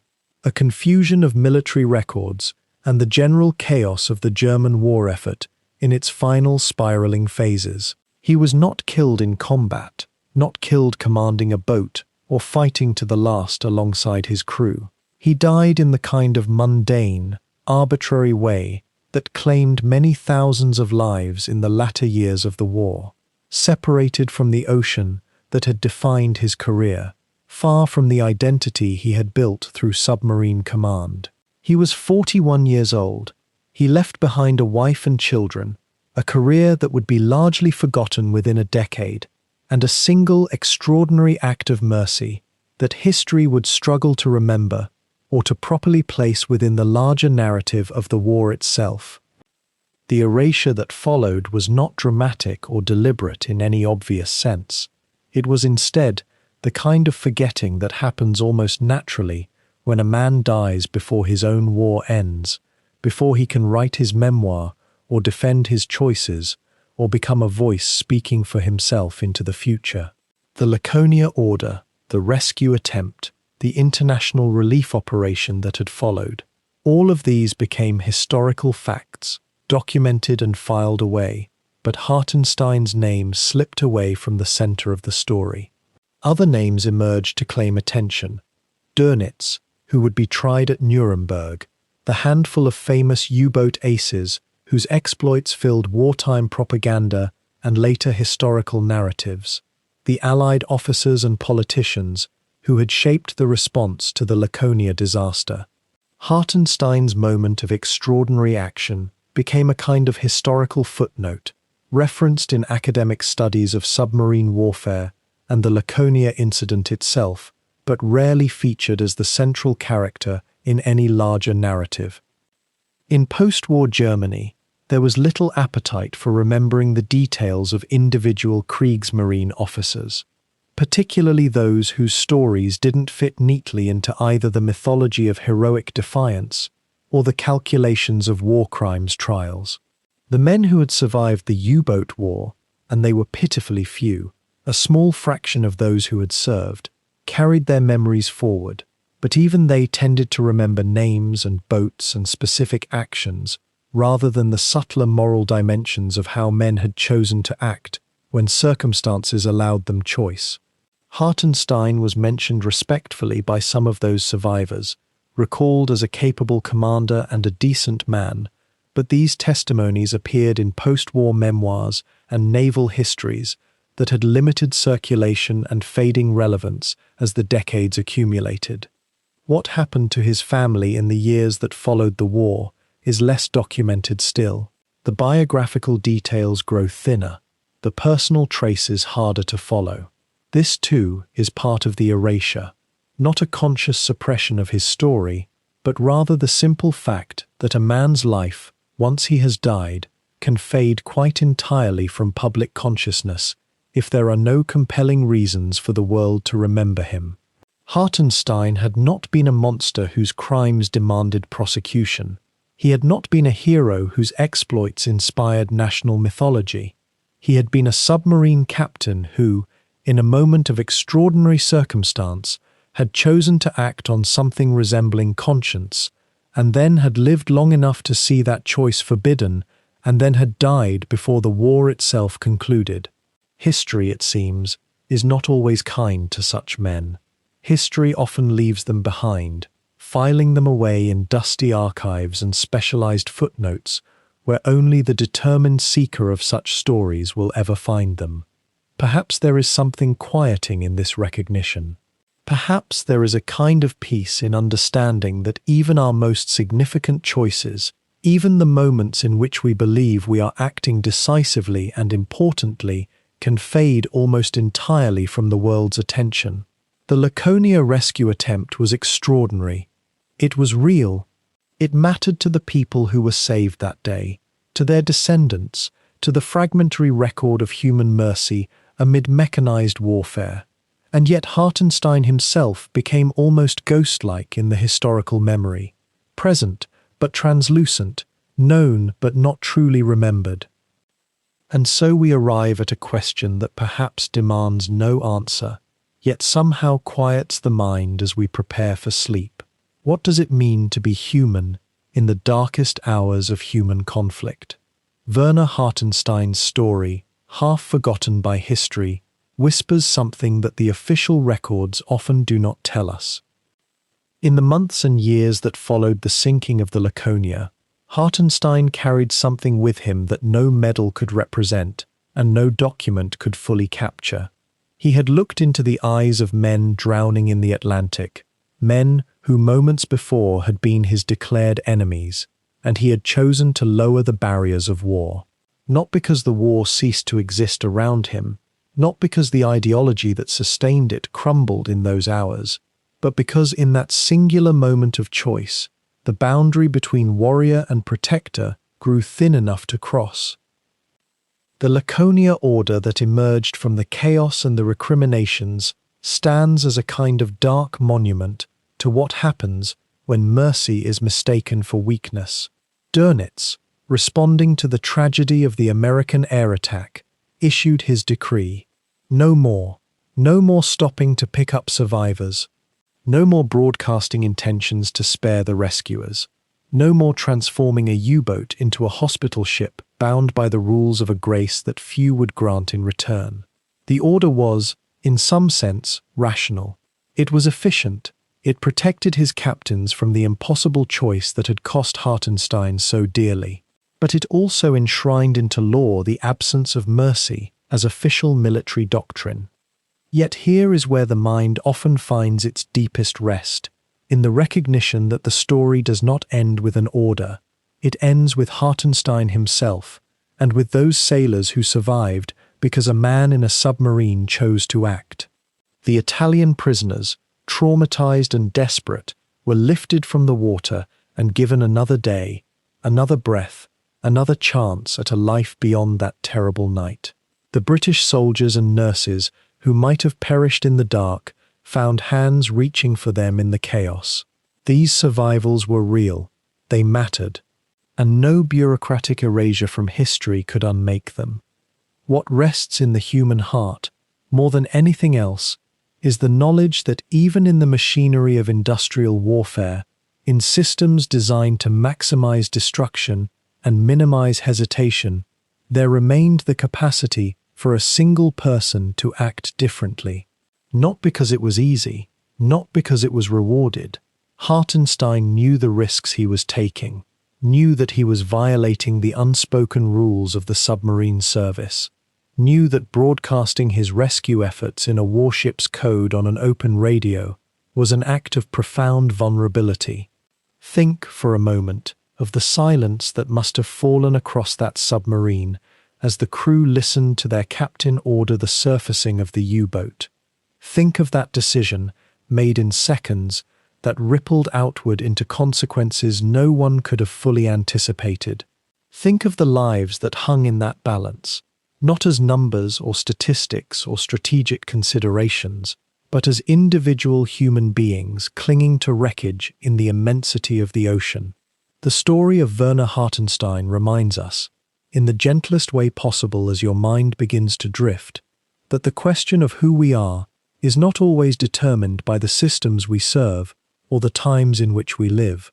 It is often determined by the choices we make when no one is watching, except those whose lives depend on what we decide. History may forget such moments. Official records may bury them beneath layers of doctrine and justification, but they do not cease to exist. They echo forward through time, touching something essential in those of us who encounter them. When we consider the vast machinery of conflict, the ideologies that drive nations to war, the hierarchies of command, and the doctrines that demand obedience, we often imagine that mercy and compassion are luxuries we cannot afford. Hartenstein's life, and his death not long after that September night, stands as a gentle refutation of that assumption. Mercy was not a luxury. It was, in a way, the most precious thing he possessed, and he spent it freely on those who had no claim to it whatsoever. The waters of the South Atlantic where U-156 operated have now been quiet for nearly a century. The men who survived the Laconia have grown old and passed into their own rests. The submarine itself was sent to the bottom of the ocean, its hull now home only to the cold and the silence. But the story, the one that whispers still to those who listen, carries forward a message that becomes clearer as we let our minds relax into sleep, that the capacity for mercy is not made weaker by brutality. It is made brighter, more precious, more real. Perhaps this is what we need to know as we drift away now, as the weight of the day settles and we begin to slip toward rest. In a world that often asks us to be harder, sharper, more unyielding, there remains the possibility of choosing softness, of choosing to reach across the distance that divides us, of choosing, in moments when it matters most, to be the person we hope to become. The sea has grown very calm now. The stars that once shone on those terrible waters still shine, indifferent to the struggles of men. And somewhere in that calm, in that vast and gentle darkness, we might imagine a figure of mercy, moving through the night, and the hands that reached out in the darkness, and the gratitude of those who found themselves, against all odds, not abandoned. Let that image settle now as your breath slows and deepens, the weight of the story, the weight of history, growing lighter. Werner Hartenstein's act of grace.